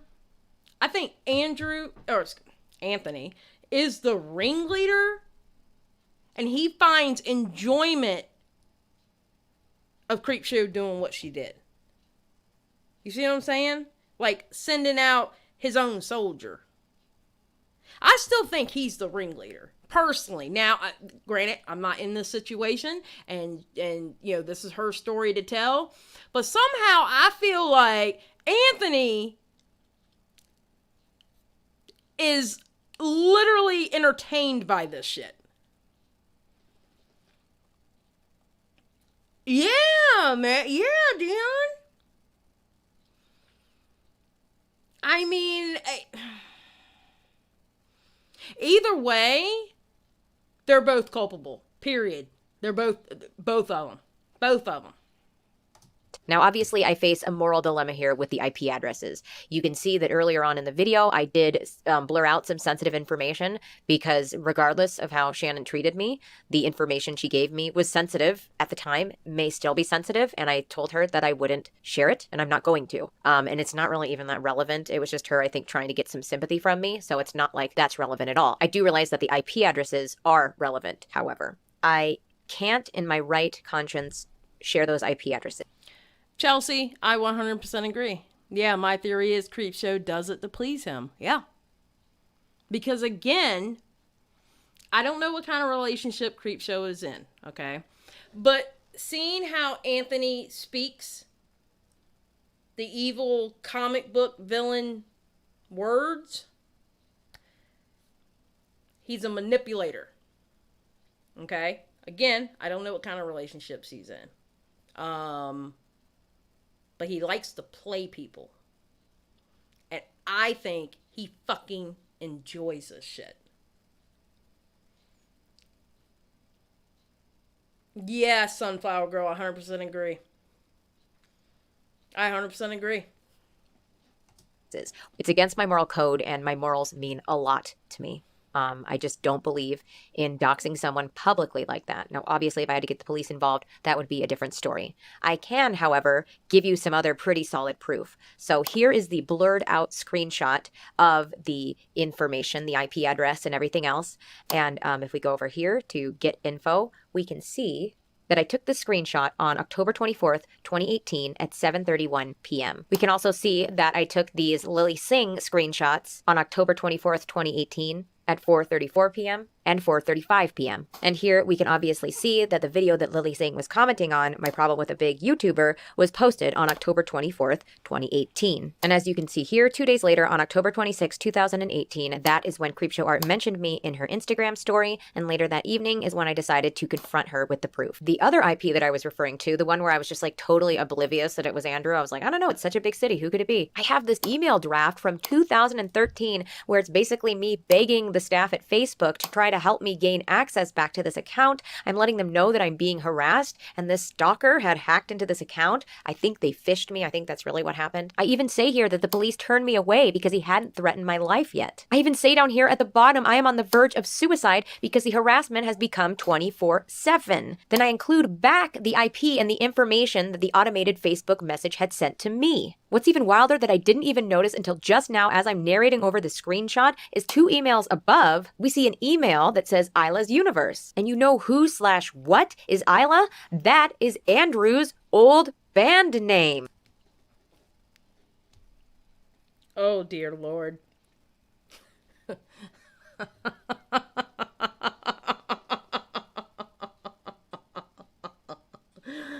Oh my God.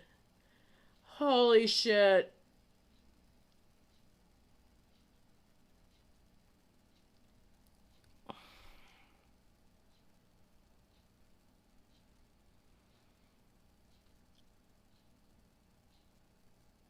If they question this video, they need to question CreepShow Art too. They align in parallel universes. They align.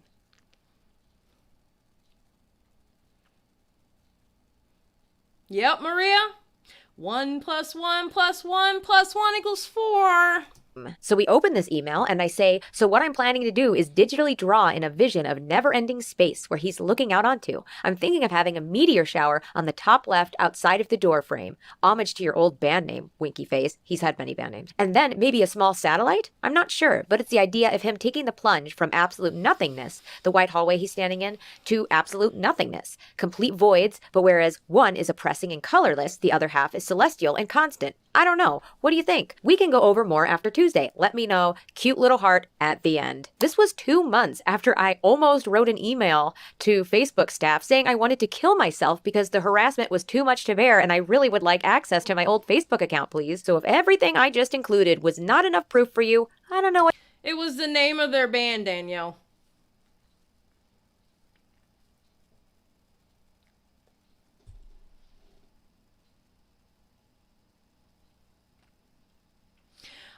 Why did she trash her friends? Well, pretend fashionista, because she's a mean girl. That's what they do. That's what they do.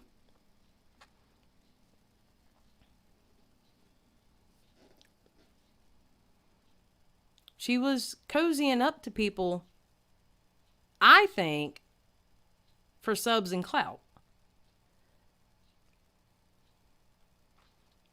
Thank you, Reggie.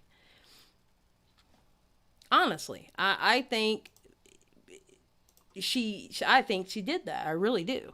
What to tell you, and I think you should move along. Now, I realize the number one thing that I can't prove here is how much involvement Shannon had in orchestrating the harassment. It is my personal belief that Shannon kind of had like this little sidekick role at the beginning. I feel like at the beginning it was kind of like an inside joke. I'm sure in Andrew's head it was more than an inside joke, but eventually Shannon just got too roped into it and it became an obsession for both of them, and then it just kind of spiraled out of control. I think when we see it really spin out of control, not to like minimize like the torment I had gone beforehand, but I'm just talking on like a greater scale. I think we really saw it get out of control when Shannon entered the YouTube space and started gaining some popularity. I do think she saw the success of my sketchbook story times. I wasn't doing that many because my sketchbook story times are not fake. I don't have an unlimited amount of fucking stories. So she saw a market there and she just was making tons and tons of them, pumping them out. It got her channel really popular. So then she started doing drama and commentary. That also gained her a lot of views and subscribers. And I think just the power went to her head. And I think she believed that she would never get caught for harassing me for so long. So she decided to start exerting that control in other places. In just a few of the videos that I've watched of her, she has mentioned having strict parents multiple times. So I think probably growing up, she didn't have a lot of control. And this was one place that she could have just complete and utter control over something. Now, I'm not saying this. Okay, so the story times got her popular. What did she delete again? What is she deleting? The story time videos. Makes any of what she has done okay. I'm just saying I was in a place very similar to her. I felt very out of control of my mind and my body, and a way to take it back was to kind of be a catty bitch. And even though my catty bitchiness was more on the level of delisted.com and less on the level of lolcow.com, I still had a lesson to learn, and I still had a lot to change about myself. And I will never stop reminding you guys of that. And even though it's sweet, I'm not a big fan of people being like, oh my gosh, you're so wholesome or non-problematic queen. I want to say no. Your faves are problematic, and so are you. And in a way, that's a good thing, depending on how you handle it. When you are confronted with the fact that you are making a problematic decision or a statement, you need to face it, and you need to take accountability, and you need to use that mistake to move on and do better. Exactly. You cannot run from it, because it will catch up to you, whether that be from public retribution or from your own stunted growth. It will catch up to you. Thank you guys so much for watching. I'm running on fucking empty. Don't forget to stay out of trouble. I'll try. It's kind of hard for me, though. So, yeah. That was the video. Sorry about the stuff. I think it was because I had it on 1.5. I'm going to be honest. As soon as I put, well, that and the graphics. As soon as I did the graphics lower and I put it on 1.25, it was fine. I think YouTube was taking a dump on me. Honestly. But, yeah. So,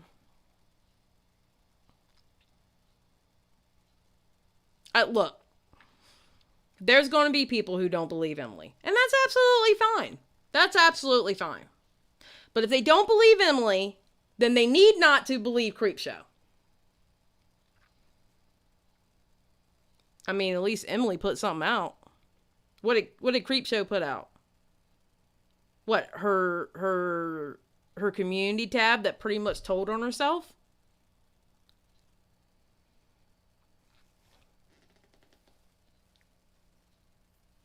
You know what I'm saying?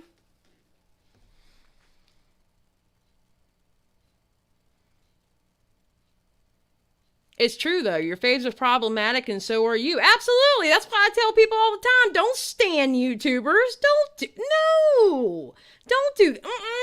Don't set yourself up to do that, because you're going to get disappointed, because everybody's going to fuck up at one point. I don't care about Move. Move is gone. I mean, but she's going to have stands. There's stands with everybody. And there's going to be people who stick by their creator no matter what they do. It's going to happen. You know? As for me, Shannon would have to come out with absolute proof that her and her husband were not doing this. And I think what Emily's video did was draw a line in the sand and says, here are my cards. What do you got in your hand?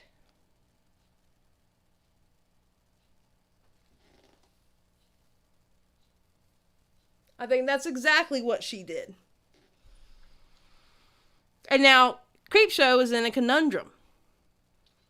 Because she can't get on a video and get all emotional. She can't get on a video and start calling herself dumb and ugly and stuff like that. She can't even get on a video and call herself a bitch. She can't do any of that. She cannot do any of that. Because that has been covering her problematic behavior. We saw it on Local.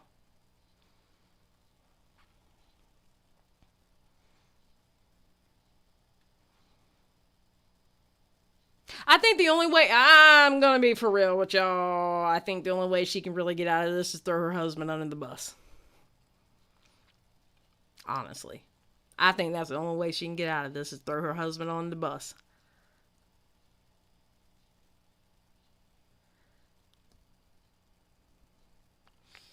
All the other times people beef with CreepShow, she immediately released videos to respond. Now she's quiet. She got quiet as soon as Locale said, oh, we're exposing you. Exactly. If Shannon had proof, I think she'd say something by now. At least she'd say it's not true. Well, I mean, she said in her Instagram post before she deleted her Instagram it's not true. She also told her friends don't defend her. They've been pleading with her behind the scenes, we can help you. I've seen more than one say that. Tipster said it in his video that we've been asking her, we can help you.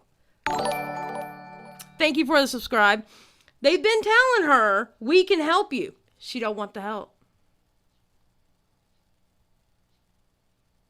And we're talking about a team of people who can spin a narrative to make people believe just about anything. She didn't want their help.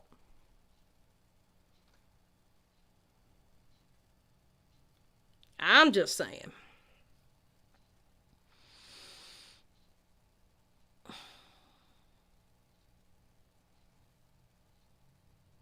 She can't throw him under the bus, though, unless she left him. I doubt he would take it well if she did that, seeing what kind of man he is. True. However, he also likes to play games. We never see CreepShow. You very rarely see a picture of CreepShow. I don't even think did she ever show a picture of her husband? How hard for her would it be to lie that she left her husband? Think about it.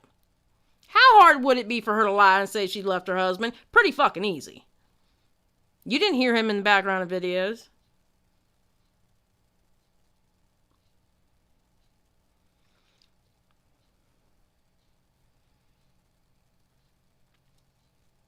Dion, none of these channels should be trusted. Just wait and see. Thank you for the subscribe. Just wait and see what happens. And watch people's reaction to this. Thank you for the subscribe. Oh, and if anybody subscribed during the video, I had that notification off. So if you subscribe, blah, blah, blah, blah, blah. If you subscribed during we were watching the video, I appreciate your subscription. It didn't pop up because I wanted us to be able to hear the video. And thank goodness it didn't, because we already had enough technical difficulties through that. Okay, so Dion, no pics of her husband that I've seen. So how easy would it be for her to lie? To say she wasn't with her husband?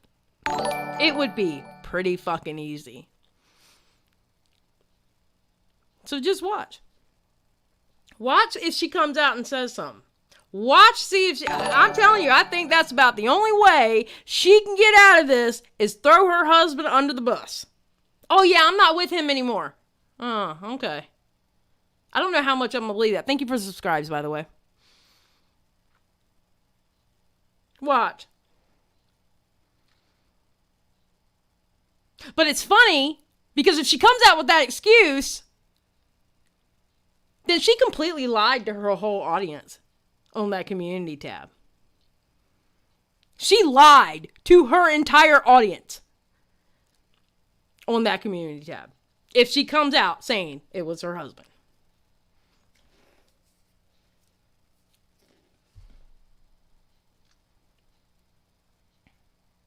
So she's in a pickle right now. She should have pulled a John Swan and got all the goon channels. And the sad thing is, they would have backed her up. They would have backed her up. Yeah, I just heard that Shannon made a TikTok cussing out Emily, then deleted it shortly after. Oh, I didn't know about that. Chelsea, either way, she's fucked. Yep. I'm not saying I didn't believe her when she had a husband, but the way she came off in her vids made me feel like she was way too immature to be married. Well, there's a lot of immature people who get married. You don't automatically gain maturity just because you get married. That's for sure. Not saying you have to be. Oh yeah. No, I get it. I'm just waiting to see. Okay, look. I'm waiting to see the following things. What her friends say. Now, we've already heard Tipster, but I really want to hear what he says about this Emily video. But I'm waiting to hear what her friends say about not only this Emily video, but the whole situation. Thank you for the subscribes, by the way. And I'm waiting to see if Shannon says anything or if her channel just completely goes bye-bye. Because apparently, think about it, she's holding on to hope. Because the channel is still there. She's holding on to some kind of hope because the community tab is still there. And so, well, her channel is still there and the community post is still there. So she's holding on to some kind of hope.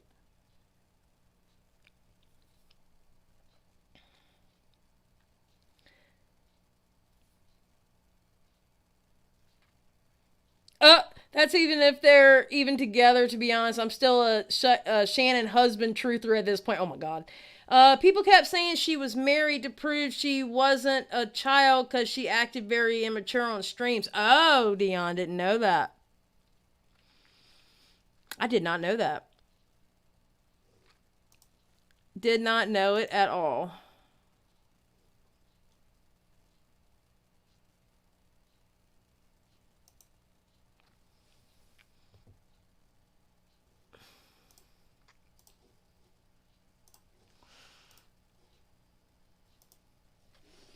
She'll keep the... Okay, so if she's been doing this for... Oh, God. I lost the comment.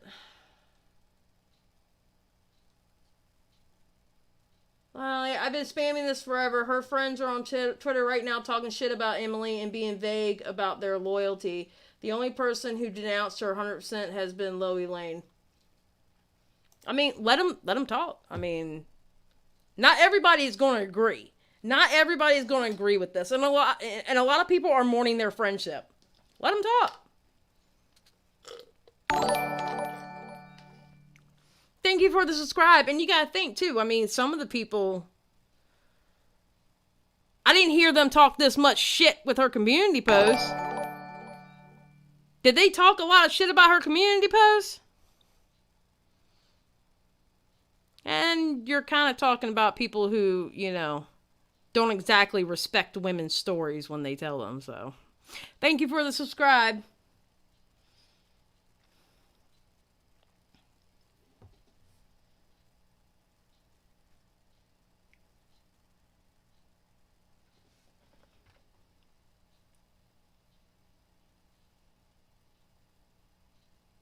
Yeah, exactly, Keeper. This isn't...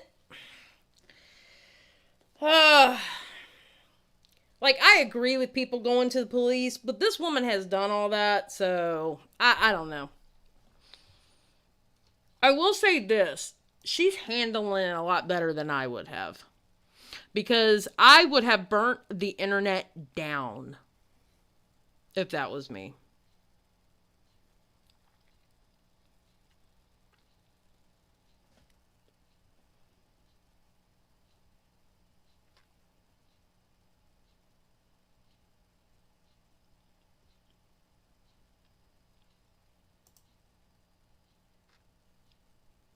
Yeah, I mean, honestly, I'm going to be for real. I don't care what they're saying.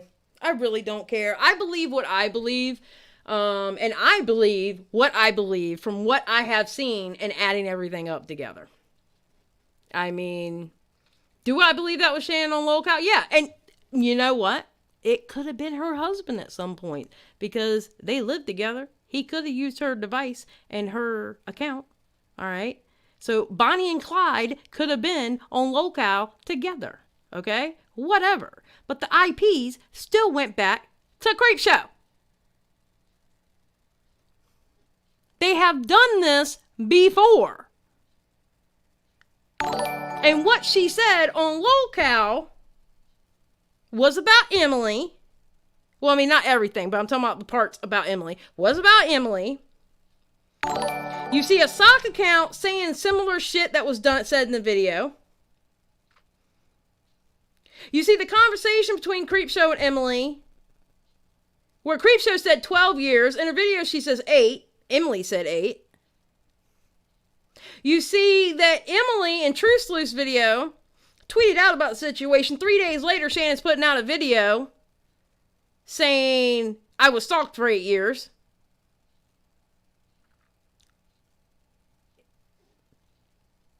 I don't understand how... I'm sorry. That adds everything up to me. It does. On top of that, CreepShow already had problematic behaviors that a lot of people ignored. A lot of people ignored CreepShow's behaviors. So, she's actually been pretty bad for a while. Can't tell me no different.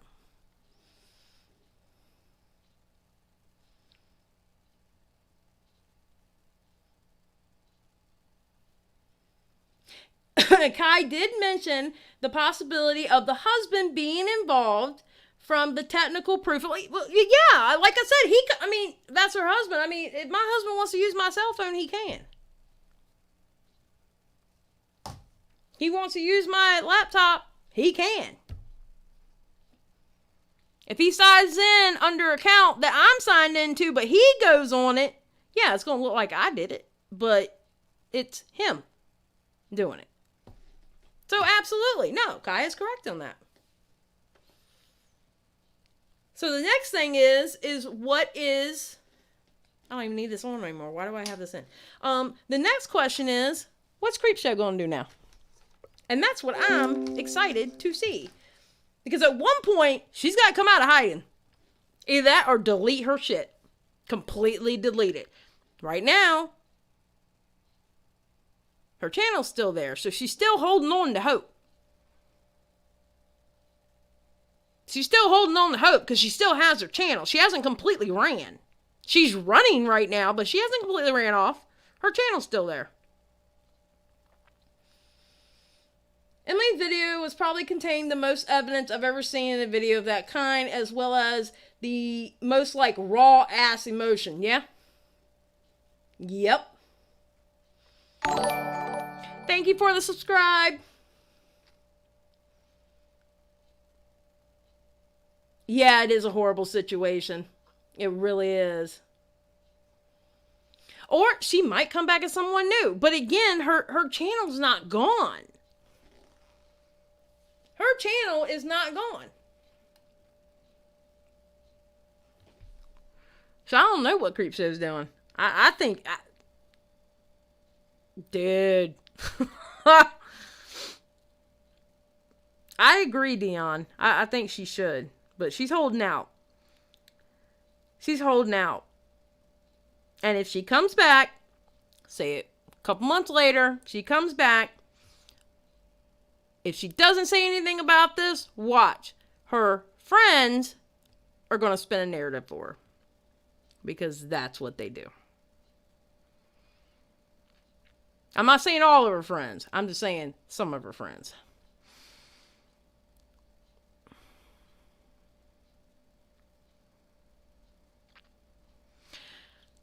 I'm going to be for real. At this point,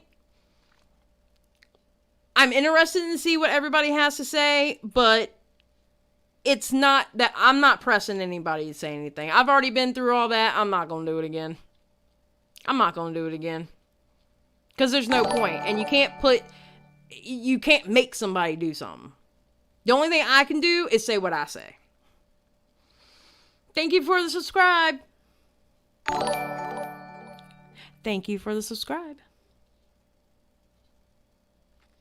If this was someone else, yes, Repzilla would be all over it. He absolutely would be all over it. I've seen him make cases with less proof.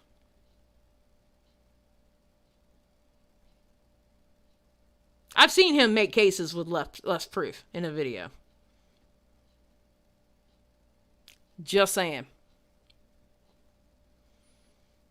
So if he was able to make less cases, if he was able to make cases with less proof, where was the rest of the ones that are doubting Emily? Why didn't they jump Repzilla for making those cases with less proof?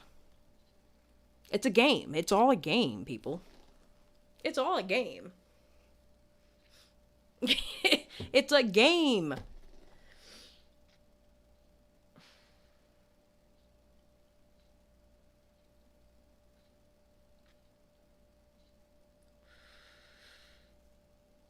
I don't know. That's a good question. M said, why would her husband post about petty internet beef on lolcow? He knows Emily personally and has a motive. He doesn't know the others personally, so what's the motive? Doesn't make sense. Let's be for real. This whole shit don't make sense. We started off as CreepShow got caught talking shit. That's how we started. And now it's some other shit.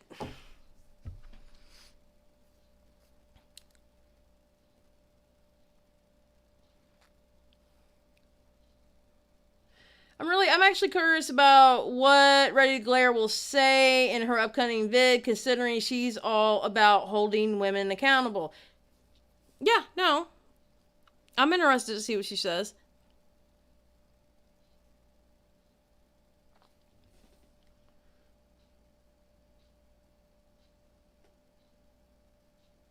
Wait, what? Oh, okay.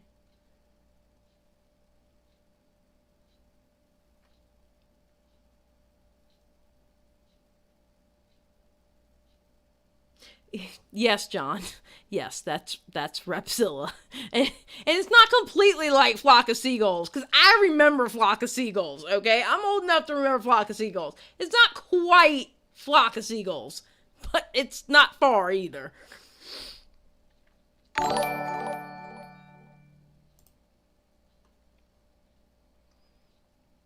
Thank you for the subscribe. Alright, so anything else on this crap? Because we have been in here for 3.5 hours.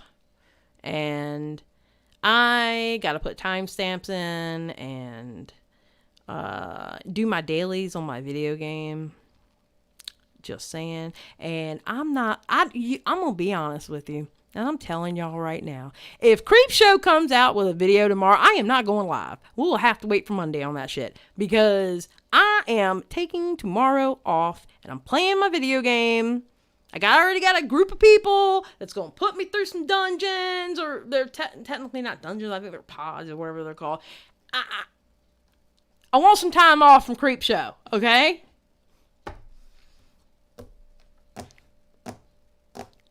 Yes, Edwin did talk him out of that. I saw that comment. So anything else we want to say? Thank you, Shaky. I appreciate it. And I appreciate everybody hanging out and sticking with me through the technical difficulties. Yeah. Yeah, because see, I had less skip frames this time around. And I've been doing so good about it, so. What's up, Sunshinery? Have you thought about doing a tip jar or Patreon until you can do super chats at least? I'm not going to do a Patreon. Thank you for the subscribe, because I barely have enough time to do these lives. Tip jar, I was kind of thinking about doing that. I'm not 100% sure on it yet. I mean, I've already started the process of being monetized. I've already, I'm just waiting on them, basically. Yes, I love MMORPGs. Yes, thank you to my mods. I love my mods, because after today, I have gained a huge respect for moderators in a chat. Oh my god. But yes, please like the live, and if you can, subscribe. Thank you for the subscribe, by the way. And okay, yeah, let's not fight in the chat. I would truly appreciate it. It's all right, we're getting ready to get off anyway. But anything else? Anything else? I have videos on it. On the whole Jen Loves Reviews thing.